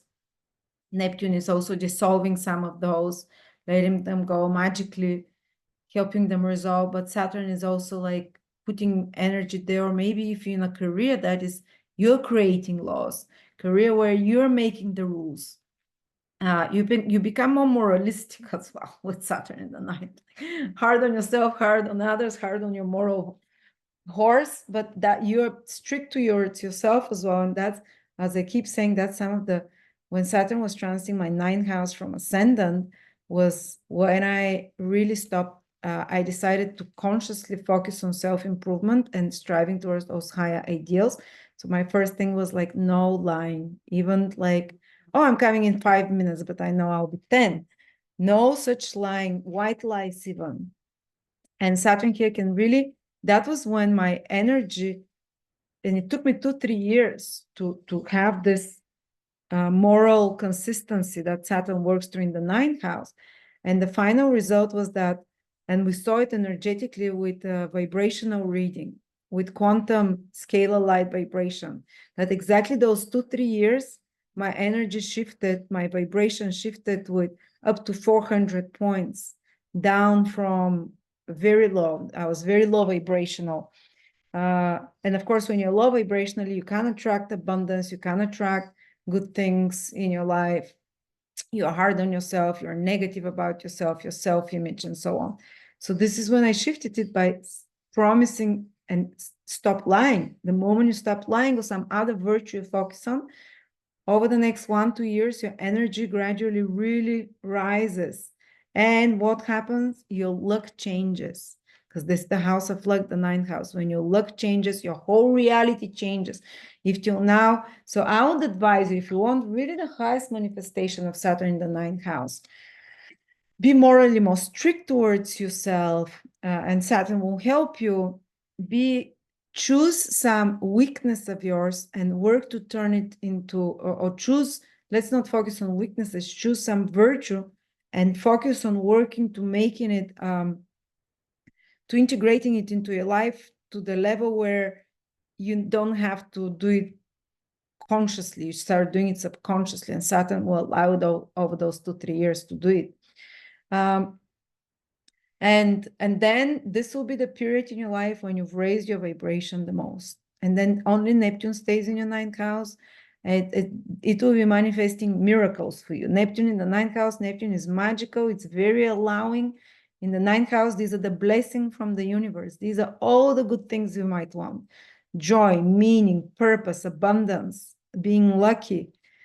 So Saturn is preparing the ground for you to become luckier, to raise your consciousness vibration. This is one of the houses of consciousness, to raise this consciousness vibration. And I told you the path that worked through me, it was by choosing one virtue and really integrating it. The virtue might be of another nature for you. Saturn might be consistency, or, for me, it was always telling the truth, because the ninth house is naturally the house of truth. And it might be virtue because it's for Aries in your virtue of training your body. This is a virtue as well, to training control over your body, because Aries is this impulsive body, physical energy, and Saturn is to control it. That can really raise your vibration. It might be also Saturn making you work very hard on some educational project, teaching project, some spreading of knowledge, raising of consciousness project. To others, if you're already on a good vibration yourself, you might enter a role of a teacher over the next 2-3 years with Saturn there. And it's not just someone that is like nagging others teachers. It's someone that gives inspiration, because Neptune is there as well. Or Saturn can make you take a role of professors, teachers, or just go on some very hard educational path, like take on a PhD, take on a master's degrees, but Saturn gives the dedication there. And it will be hard. It won't be as easy as you think, but there is a lot of help to Saturn from Pluto, from Uranus, especially in 2025. 2026, Saturn moves further into your ninth house, but it's almost like 2-3 years ahead of you. Some of you might be doing some very good time to study higher knowledge, study law, whatever you want to study, but it's, I had teachers then. I found teachers, even though I've never done university degree. But in the ninth house, I found teachers, but usually it's more traditional. It's like university, it's some degree of some sort, pre-qualification. Saturn there can make you rethink because you're rethinking the future and you might want to pre-qualify as well. But it's truly Saturn over the next 3 years will be giving supporting influence to Leo. Yes, you'll be working hard. It's a trine, but you have the reason and the purpose why you are working hard. And Saturn can, especially if you're a moral person, Saturn through the ninth house is makes you like a moral, can make you like a moral inspiration for others, can make you someone that gives instructions to others of what is right and wrong. You can go enter, some people might enter politics. I'm saying not every Leo will be doing that, but politics, and they create new laws or whatever. So yeah, that's all the ideas I'm getting about Saturn in the ninth house there. So keep as moral as and it's about authenticity. Those are the self houses, the first, the fifth, and ninth. Saturn, Neptune, they truly are pushing you towards self-authenticity in some way, dissolving the inauthentic parts of you and removing Saturn with the pickaxe, or the scythe is removing those other inauthentic ones. It's humbling to the self, but at the same time, it's very grounding. So that's about Saturn in Aries, in your ninth house. That enters there in May and stays till September the 1st. In June, though, we have another planet-changing sign. Now we have to talk about Jupiter, but I have to start from the beginning of the year again, because actually from 2024, from June 2024, Jupiter entered your 11th house. Stays there till July the 9th, till June the 9th, so pretty much exactly 1 year, till June the 9th, in your 11th house. So the first 5 months, you have Jupiter in the 11th house. This is the favorite house of Jupiter.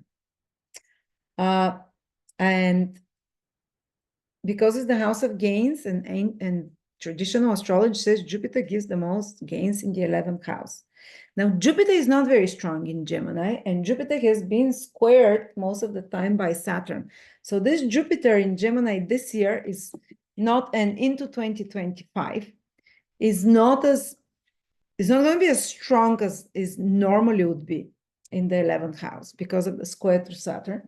But still, you can see a marked increase of gains, your own, because the 11th house is the house of,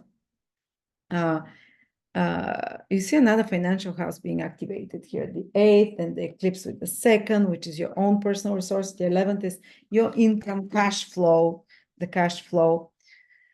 And it's a business house. So fantastic time for Leos, Leo rising, to start a business if they want, or Leo moon as well. But for the business overall, this Jupiter makes sure that it supports no matter what's happening with Saturn opposing their 2nd house and in the 8th of finances, and the nodes then, the eclipses there in 2 of the financial houses. Jupiter says there is a gate here open to you. I'm holding it, that there is income coming, cash flow coming, that you'll have your hand on the pulse of society and what's necessary. You come up with the right ideas, gainful ideas, and Jupiter can bring you to fulfilling a long-term goal or dream of yours now.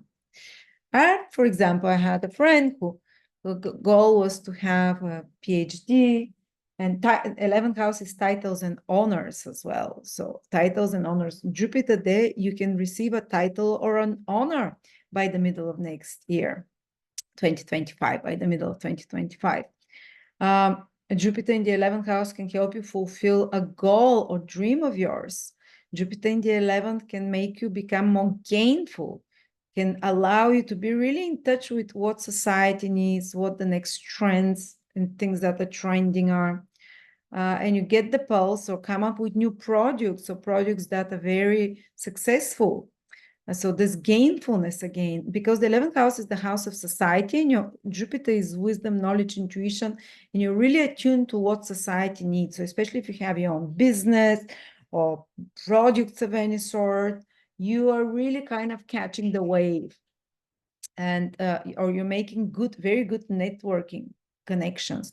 You might meet people now that are very beneficial for you in the long term, and they become a source of kind of growth or inspiration or abundance for the next 12 years, because Jupiter is not coming into 11th house of friendships for the next 11 years. You can consolidate or grow connections, already existing networking connections and friendships. They can blossom. They can, they can feel very meaningful for you as well. And they can be gainful as well. So now it's time to grow your social network, or you can create new friends. Funny enough, that's exactly, I've been getting closer to more and more people, more friends that it's so hard to make friendships when you're older, new friendships, unless you're some very social public figure, not like me working from my pajama from my outside kitchen, seeing 5 people per year in real life. But I've been connecting a lot more recently. I've been noticing that. And emotionally, because it's my moon in Leo, I've been feeling much more stronger connection to friends. They come to visit me. And I'm creating new friends. Wow, it's like through the mothers of my son's school, but I like them. And the friends that you attract when Jupiter is there in the 11th house, they teach you a lot, and they open up your horizon, and they become your supporters. And you will be also, and you're very supportive to your friends till June, July. And you get benefits from that. And also, if you're in business where you need followers, or yeah, you can definitely expand. I've been seeing my numbers grow a lot since Jupiter entered the 11th from my moon. And especially next, we have another, till June 2025. So you can see the results fully in 2025, where and gainfulness has been good, or if you want to create a following or any kind of business where you want to reach larger groups of people, now is the time. Now is the time. It's wonderful. Or you might gain access to groups that you consider special, that you can supportive. You can receive mentors or supporters that help you in some way. And the 11th house, I just have good things to say about the 11th house. With Jupiter there transiting, very supportive. It's increased the social interactions. It increases your gainfulness. It increases your popularity. You can work on a larger, grander project as well that will go well. Yes, Saturn is squaring. You still have to put efforts. Yes, sometimes resources might be, but somehow some of you can fulfill a long-term project they've been working on. You can also participate in some group activity or start some charity or some altruistic work, because the 11th house is how do we help society? How do we improve society? 11th house is the house of politics as well. And very further education, like academic kind of as well. And 11th house, Jupiter gives you the green light for all of those things and says, now is the time, it's going to go well. You can have social support, the society is behind you, groups might support you in some long-term goal, or you've been working on something already, now you can be rewarded for it. So that's where gainfulness comes, that's where social recognition comes. So go after this dream or long-term project goal. It's happening despite of the extra effort needed, because Saturn is squaring, it's moving ahead. I think by the end of May, by the middle of June, you should have finished it and start seeing the results and expand it. And as I said, even my following, I see expanding and so on. Or just making for more normal people that are not like businesses and whatever. This is like truly more friends, more social interactions, more interest in the worldly events, and so on. But Jupiter moves from June the 9th into your 12th house. So Mars is not there anymore. But remember, first Mars was going there, did some damage or did some corrections there in your 12th house. Now Jupiter is coming to heal fully. And we see how it's going to correspond that then Saturn, Neptune will come back into your 9th house. But again, we have a lot of focus in this 12th house, in this with Jupiter activating it in the 8th house, moksha houses, liberation, emotional release. So Jupiter entering the 12th house, okay, you don't see it, it's hidden behind you. After the busyness of Jupiter in the 11th, it can feel like more like a retreating time, but it will really improve your sleep, first of all. Jupiter in the 12th, it's a miracle maker for your sleep. Oh, my mom will be so happy. She has 5 planets in Leo in her sun. She's been having problems sleeping forever. I told her blue screens. She's always like on her blue screens. But it's definitely can bring healing or knowledge about how to improve sleep, or knowledge about the invisible worlds. We here come to a similar theme again. You can start getting guidance in your dreams, so even your dreams can become prophetic. What can I say? It is true, because Jupiter in the 12th house, in Cancer, it's in its most potent sign. It's exalted, so it's only going to give the best, most of the best things of the 12th house. So very powerful psychic intuition, dreams that are meaningful. Or I remember the best time, the best psychic reading I ever had was when Jupiter was in my 12th house. I called, she described my future, everything that happened. And I was like living in a little basement with one bed, nothing else, in a fridge.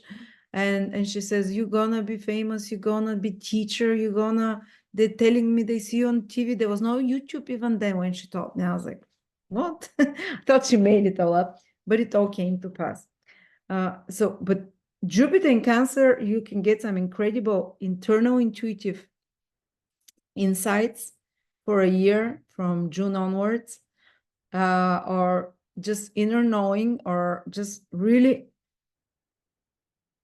green light, being allowed to access the invisible realms, being allowed to access past lifetimes, being allowed to access the mystical sources, deep understanding. Jupiter in the 9th house, in the 12th house, brings the deepest understanding, about something. I remember Jupiter in my 12th house always would give me the deepest insight into astrology, and I'll become more introspective when it transits the 12 from my sun, the 12 from my ascendant. Now it's from the moon. I haven't had it in a long time. Let's see. But this deep introspection makes you come to very powerful realizations and very deep understanding. But it might be time where you feel a little bit more like resting, taking it easy, and it will be easier again to travel foreign places. What are we? It's interesting. Why do we have this activation again? So yeah, foreign places, so far away, or relocations. Also can be good to, if you're in any 12th house business, it can succeed in spiritual, because of the deep insights you have. If you're spiritual business, healing business, one about helping those in need, especially, kind of charity. Wow, you can really move ahead with such projects. Or intuition, spirituality, or connected to foreign travel, working with ships, or working with, cruise liners, whatever. That's good, Jupiter. But for more kind of a practical people, you just maybe will take more breaks, and you have an opportunity for more holidays, for more travel. And what can that be? Sometimes it's literally like taking a break a bit from work when Jupiter is from the 12th house. Or this can be that you have the green light to take it easy, to get in touch with your feminine side, to get in touch with this allowing side as well, allowing. But of course, let's hope it doesn't enhance addictive behaviors, self-sabotaging behaviors. But Jupiter is a sattvic planet. It brings knowledge and realization of why you might have some. It's not a struggle, and it can allow you to let go of addictive behaviors simply, easily, just because you outgrow it. Jupiter outgrows in the 12th house old unhealthy behaviors, all self-sabotaging behaviors. You realize something on a deep level, and it's like, oh, I'm free from this now. Well, Mars was first day in your 12th house. It's probably more of an internal struggle. You have to use willpower to battle with this thing. Well, Jupiter comes healing. You're freed from. Jupiter really allows to free us from attachments in the 12th house, emotional attachments to old things, because 12th house is the ending. So things that are ending, you'll be able to release them much more easier. And from there, Jupiter is making a trine to your 8th house. So if there was some complications with money coming to you from insurances, inheritances, or from partners, or the finances of your partner, or your investments, Jupiter really starts helping it. Rahu is there, trine passing. So it really starts getting good here in this 8th house issues, or healing some traumas.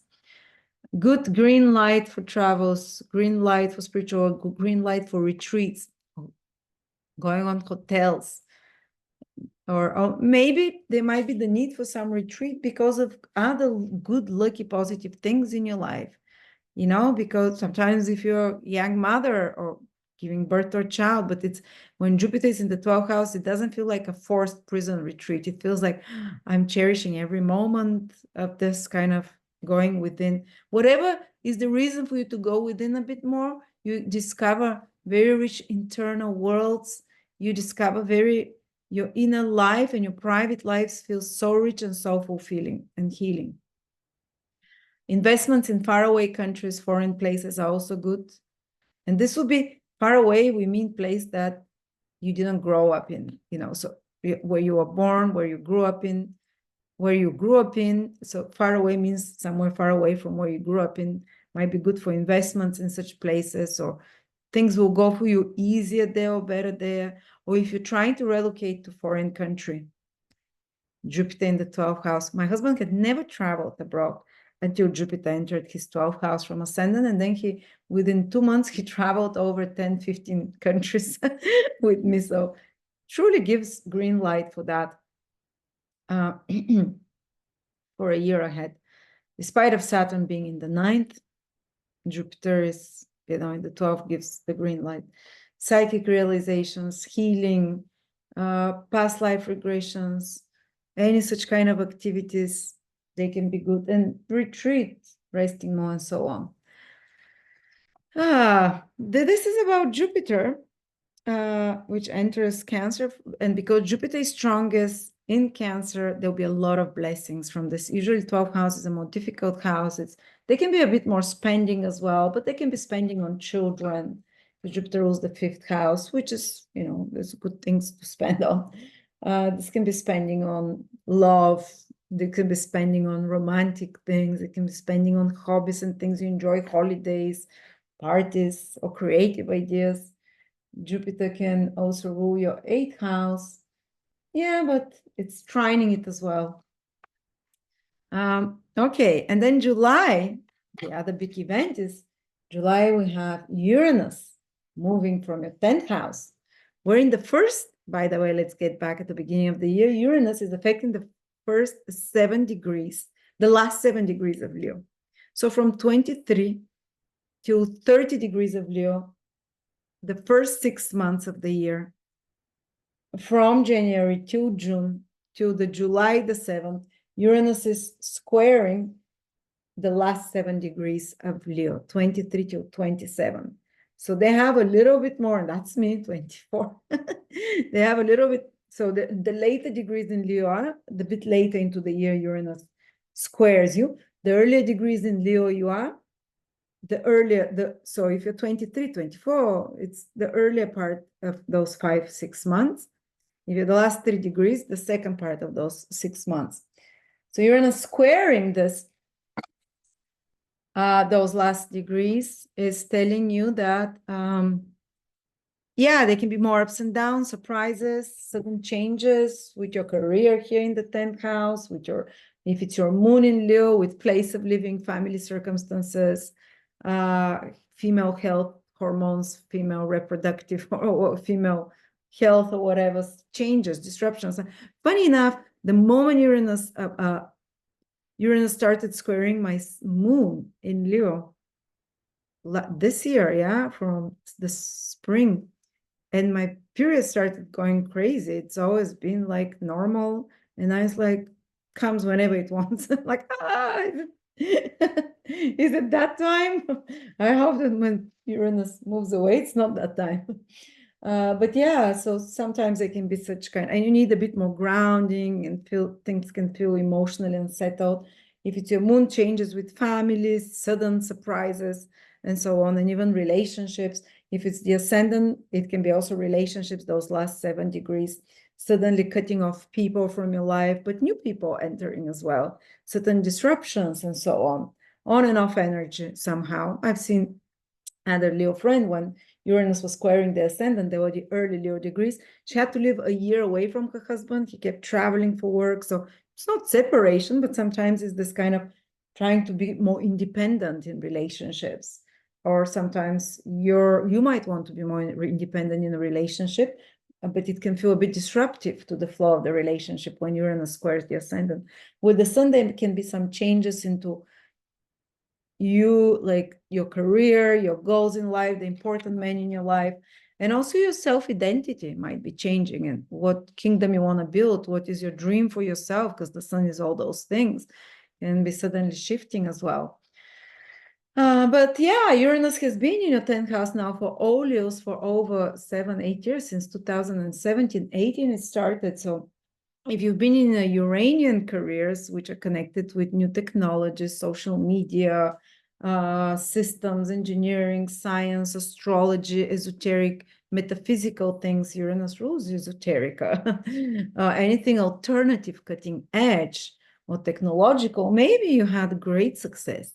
For me, it was so from the moon, because I'm very in Uranian career, but it was not, but for others, it might have been not so consistent, on off energy, but also Uranus go through 10th house has been and continues to be, because it's still a big part of 2025 into your 10th house, to make you independent in your career, to free you from this 9 to 5, or to make you more explore new directions in your career in some way, to explore. But for me, it was like a lot of new things go all the time, a lot of new social project, but it's never consistent. Like you might have a lot of work now and then goes like da da da da da, or changes. So you're doing this and suddenly change. So maybe you didn't have as much stability in your career, but it's exciting. Something got innovated. Maybe you introduce new direction in your career, new path as well. But also this is your own authority figure. This is your own ability to be consistent. There was more ups and downs there. Your own inner supervisor and disciplinarian with Uranus there might be, but it also broke you out from certain old patterns. But now Uranus is moving from July the 7th till November into your 11th house. And then it will dip back in November into the 10th house for the last 3 degrees of 27 to 20 to 30. Leo will feel it the most, to do the breaking down of the old. And Uranus always brings new things. That's its energy. Always new things, fast, quickly, and unexpectedly. But pretty much it dips for 4 or 5 months. July, August, September, October, 4 or 5 months, yeah, into Gemini, into your 11th house, from where it's going to help. Uranus loves this house. Its house. It is its house. It loves being in Gemini. And it's kind of like your career will start becoming, if you've had any ups and downs, will start gradually 25, 26 onwards to become stable, to be without big shocks and whatever, over your social status changing big. It will, but Uranus always could have raised your social status a lot as well, because it's this forward movement. But going into the 11th house, but it was distressful because it was squaring Leo. But now Uranus will start sextiling. You might, it's very gentle, the sextile, but it's so supportive. Especially the first, guess what? 2 degrees of Leo. Uranus will sextile them, helping with the Pluto opposition, the first 2, 3, 4 degrees. Saturn is doing the same from Aries and Neptune, don't forget. So it's a lot of help here. But talking generally about Uranus in Leo, in your 11th house over the next 7-8 years, it wants to revolutionize your social circle. Actually, Jupiter already opened you up more to being socially the 12 months till it was in your 11th house. It's opening you up. And the moment it leaves your 11th house, and connecting you to your tribe and society. The moment it leaves, Uranus comes in. And Uranus stays there, okay, just 4 or 5 months this year, but after that, 7 more years. And Uranus can fill your life with new, interesting, different people that you never expected, that definitely your life will, okay, now only for 2-3 months, maybe only the early Leos will feel it, but over the next 7 years, you're opening yourself with Uranus in the 11th for new social experiences. You can become viral when Uranus is in the 11th, growing quickly, you know, but you can also cut off suddenly some friendships, especially if you have planets in Sagittarius, in Pisces, in Virgo, natally, Uranus transiting through the 11th house over the next 7-8 years, can cut off connections with others because you don't feel the authentic anymore. The universe separates you from those people because they're not authentic for you anymore. Uranus is all about authenticity. It's very high vibration. You know, authenticity is higher vibration than love. And Uranus there will connect you to your tribe possibly, or it connect you with a larger group of people, because Uranus rules large groups of people, society, and 11th house rules the same. So you might become part of some movements, part of some altruistic or groups, or that try to change society, try to do something, or even political movements, political, spiritual movements, and social revolutions of some sort. You might be called to play some role in the next 7 years to radically changing society, or at least to be involved and very interested in such topics that are about changing societies, changing the social structure. 11th house is very altruistic. It asks, what can I do for others? So you join hands with like-minded people, possibly, you know, to do some goal or project. And of course, 11th house is long-term goals and projects, long-term goals and dreams. And Uranus rules your 11th house. So there might be a partnership that you work on, start working, maybe not immediately in 2025, but it can start from then. Uranus dips into 11th house, or so partnerships to work on some social project, to work on some business project. 11th house is a business house, to work on some large scale social developments. Or you might just decide that you and your partner can join Habitat for Humanity and help building houses, you know, for those people that are, my husband has done that, but you might do some activities discovered together with a partner, because Uranus rules the 7th house, the partner, either marriage partner or good friend or business partner, that you get involved in something that a mutual goal together, which is the 11th long-term goal, or that you join forces together on some business plan, or you join forces together on some more altruistic society, or that you get involved more socially with others. So it's not just you. If you have a partner, or a partner can draw you out to put you more, to be more social, to put you more in the visible, or together to do something with the partner socially, that you are noticed, that you are changing society. And Uranus, just like Jupiter brought intuition into what society needs, your pulse on the trends of the future. It's a very future-oriented sign, the 11th, the trends of society, where it's heading. Uranus is like 3 times. Uranus is, you just know, you download it, that's it. You know where trends are going. And that's why it's very good to do business, Uranus in the 11th house, because you kind of like, you have flash ideas. This will be great. This idea, this thing, or to impact, to influence people, large groups of people over the next 7-8 years, for some reason, might be part of your path, or just just the big changes and exciting things that comes into your life, that breaks through your old programming. A lot of it can come through others, through friends, and so on. But as I said, there can be some ups and downs as well with Uranus, and Uranus wants to either very much raise a lot the gains in someone's life when it's in the 11th house, And the gains can come through Uranian things. So if get your business online, get your into gains into, might be crypto, might be anything that is new tech, that is, or esoteric, or astrology, or cutting edge, or on the fringe, you know, on the leading edge. So that's more revolutionary. And you yourself might join like cool groups of people, revolutionary groups of people. They're quite intellectual because there's Gemini energy there, but there's something there that you might be working on, some intellectual, educational projects in large groups that can change society as well. So just throwing ideas there, but it's very business combination as well. So get involved in the app business, or in the business of anything that electronic, Uranian, or kind of get into the economy over the next 7-8 years. That is like a pooled economy. What is that?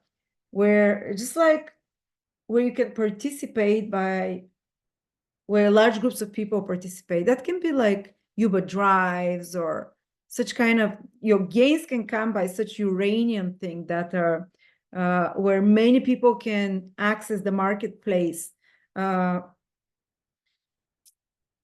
whenever they want. And Uranus also gives you more freedom in choosing how you gain money, gives you more freedom and more independence in how you gain your money, definitely, because it's in the house of gains.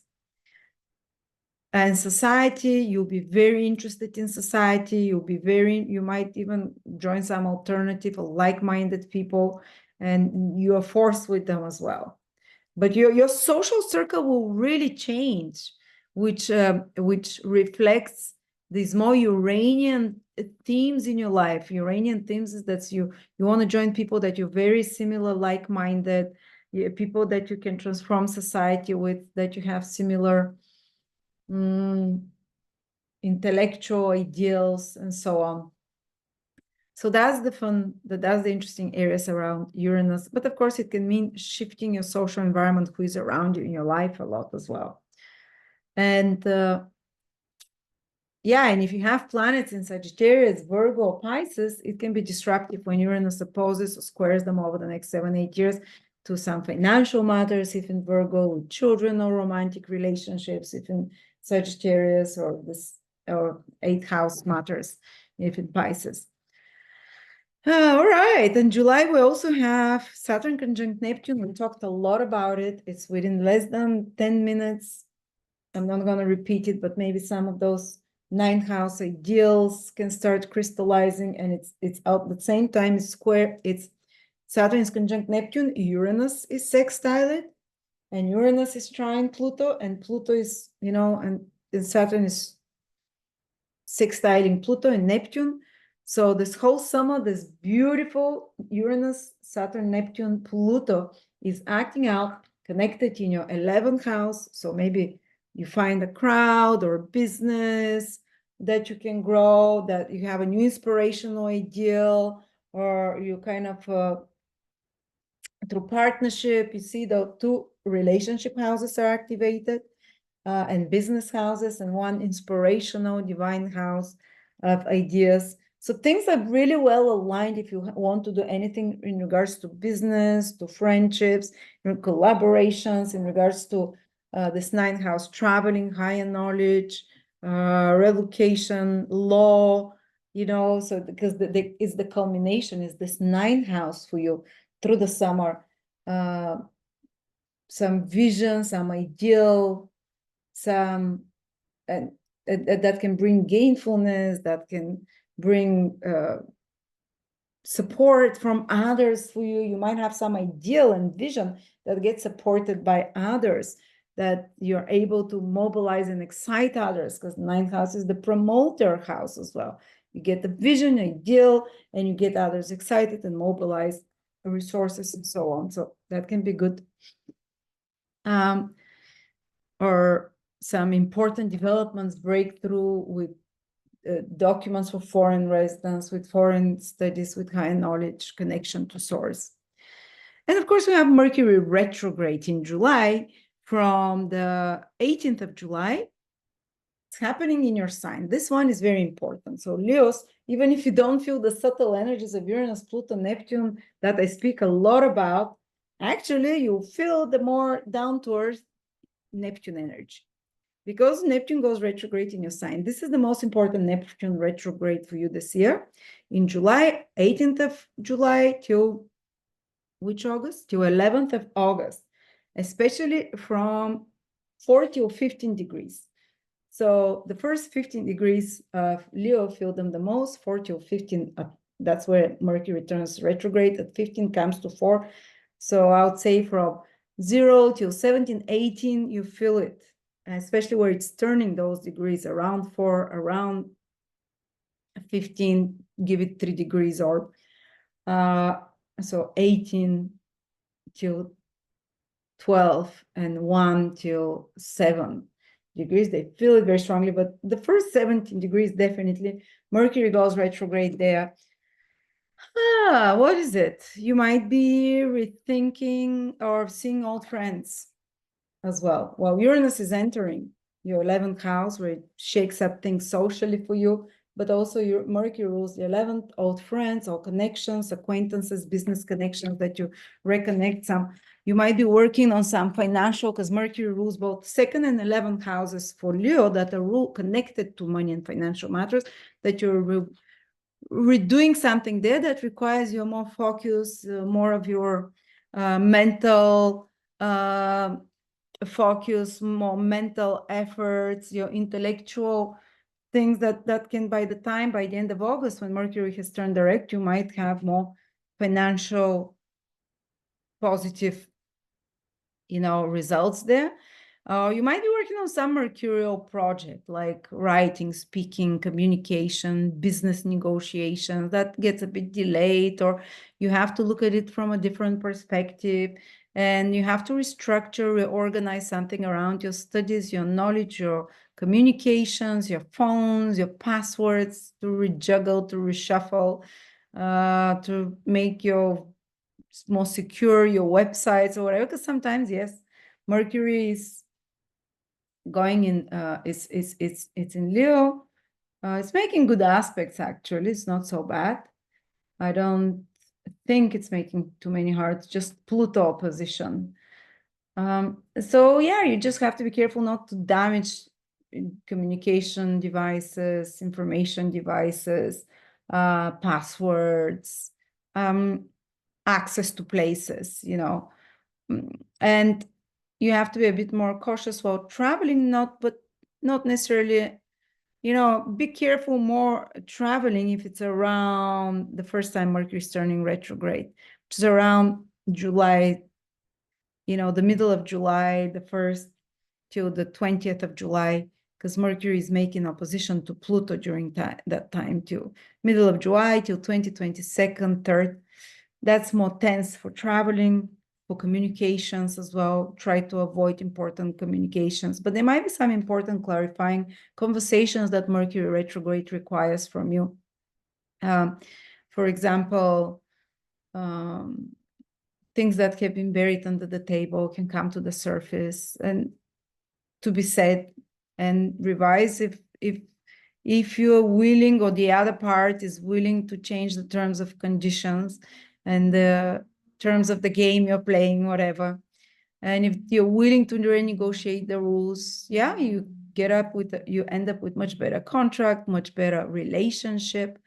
But if there is no communication or willingness from one side, it can even terminate sometimes an important contract, agreement, relationship, involvement with another. It can also just mean that people from your past are coming, revisiting you. Then, of course, you have to be a bit careful if you're from 4 to 15, 16 degrees Sun, Moon, or Ascendant for your health.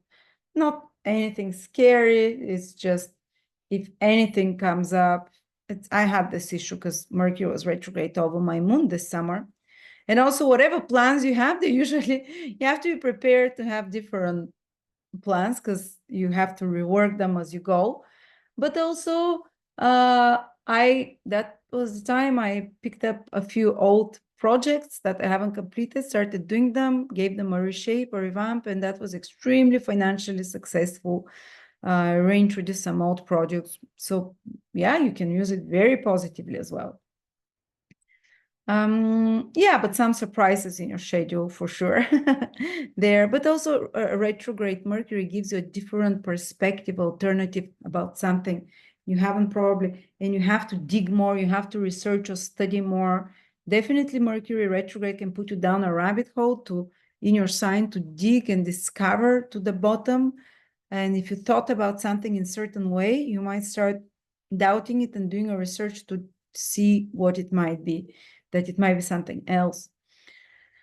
And again, the results at the end might be very good, much better arranged business, much better completed mercurial project of any intellectual, mental skills or whatever, much more organized environment.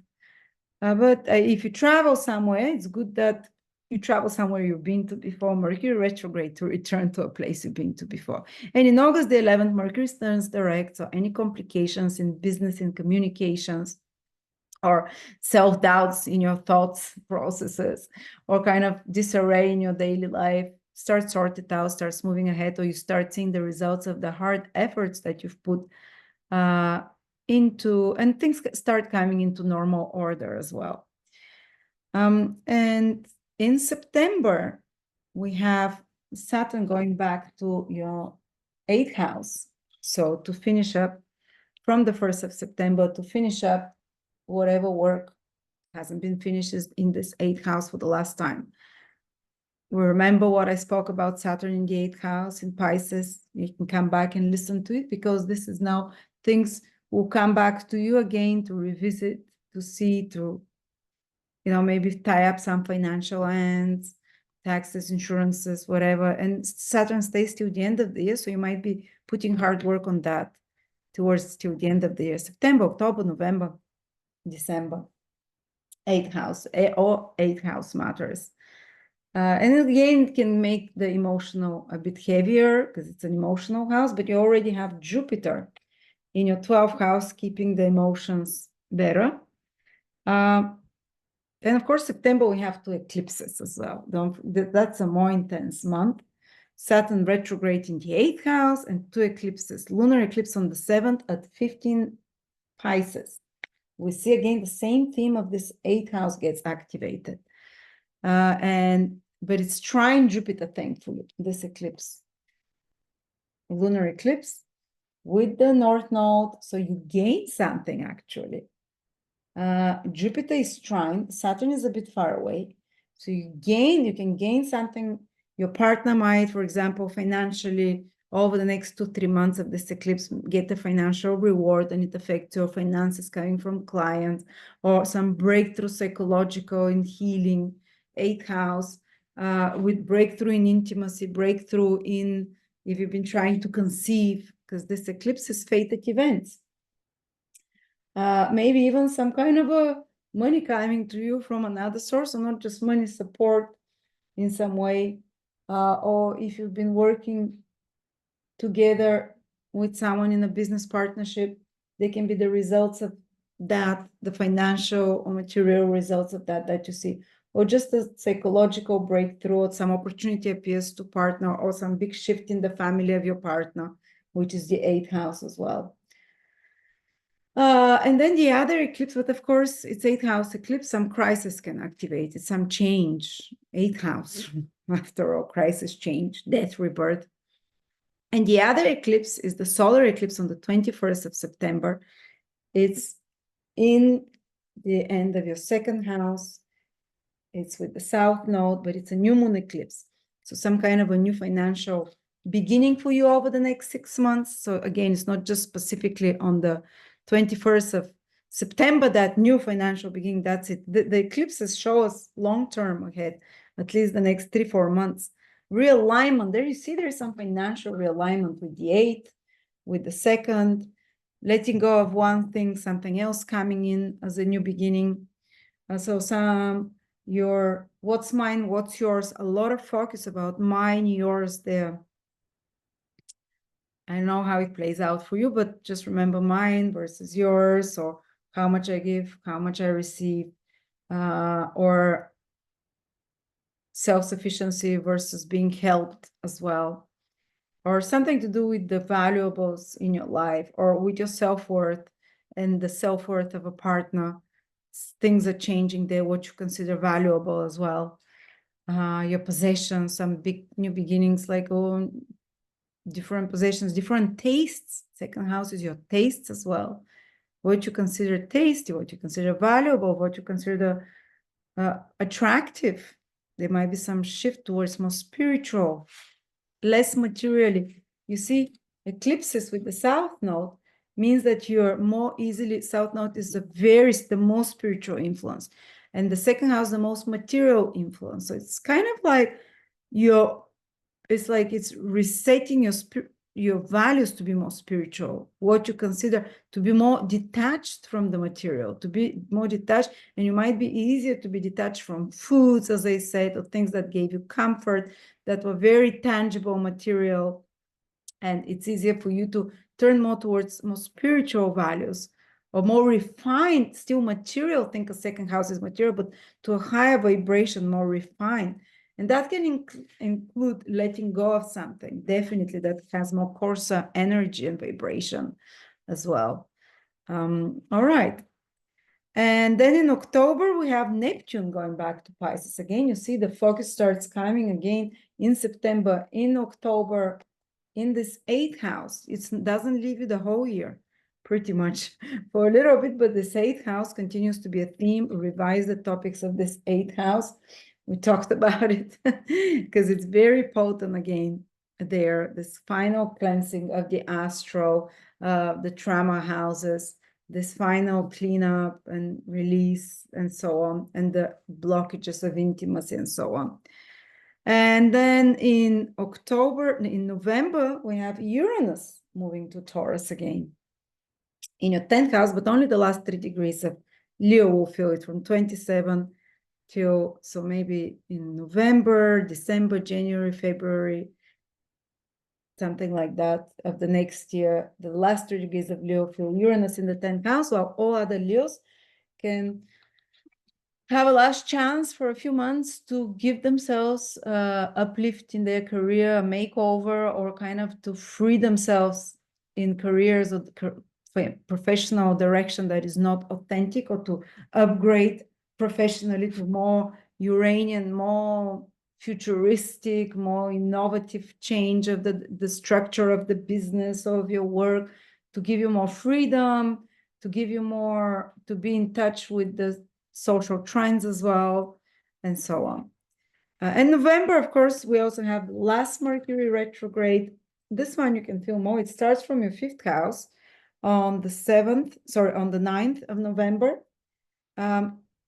And it continues to your 4th house, turns direct on the 29th of November. And the last 10 degrees of Leo feel it the most because it squares them. Mercury retrograde squares them. So if you're from 19, I would say 18 degrees, I don't, 4, even, okay, 3-degree orb, 17 degrees of Leo till 30. This Mercury retrograde affects you. Everything you know, Mercury retrograde, be more careful about communication, information, but this is more connected also to your home and family, some clarifying conversations with home and family, some changes, fixing something, repairing something at home, maybe connecting to family you haven't seen in November and into December, because Mercury stays in your, so the whole November and December, there is this theme of a little bit first of the 5th house, maybe romantic relationships from the past, or going back to places you've loved before, have fun, old hobbies that are revived, or romantic clarifying conversations. But most of it is Mercury in the 4th house, might be house repairs, might be some kind of a, family confrontation, or family connecting to family you haven't seen for a while, or going back to your country of origin or where you grew up to visit, or just being more in social with family, but some things come up from the past that need to be settled. Changing the routine of your home, changing in November, and mostly in November, the rules of the home, the routines of the home, or something around there, or finding out something about your past, because it's Scorpio after all. finding out something about your roots, your family, your past. Hopefully it's not some damage to the pipes and, you know, bathrooms or water, but it is Mercury in Scorpio in the 4th house, some infestations, Scorpio. But sometimes, you know, or something needs to be repaired at home. That can be a good time for such matters. Maybe especially like water pipes and such stuff, Scorpio in energy. And also there can be you realizing some psychological truths about family and speaking about such matters, so it can release you. And Jupiter is holding trine to Mercury. And in November, Jupiter is holding trine to Saturn as well. So there is a grand trine in November between Jupiter, Saturn, and Mercury. Despite of Mercury being retrograde, I find it interesting because there is a lot of healing this November and into December, the 2 months. In the emotional houses for you, 4th, 8th, 12th, this is where the final burst and release can be of pent-up pain and emotional healing coming of your inner world. Might be good to spend time a bit more alone because those houses are more introspective.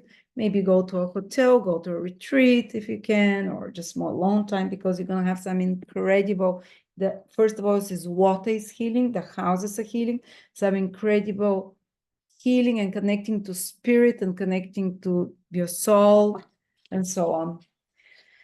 So these are the important events for you, Leos. 2025, what can I say? You see a lot of activation of the emotional houses, of the healing houses, a lot of activation of this 9th house for you, the inspirational house. So there is a lot of support as well. And of course, don't forget this powerful alignment, Uranus, Saturn, Pluto, that holds you all the time. The early Leos get a lot of action this year with Pluto, Uranus, Neptune, Saturn aspecting those first 3-4 degrees. The first 10 degrees of Leo also get the retrograde Venus and Mercury trining, which is helping them a lot. And the later Leos get more of the action of Uranus still. And in between Leos, they got a lot of the Mercury retrograde there. But I hope I was able to outline for you the main themes. I think that 2026 will be really a game into 2027. You'd really come in a lot of power, just giving you the heads up, because then Jupiter from 2026, from July, will enter your 1st house, and Saturn will be fully into your 9th house. Fantastic support in your fire houses. You feel so much stronger. Well, this year there's a bit more emotionality, but a lot of things are shifting for you. A lot of new energies that you're gonna feel. So good luck and be blessed.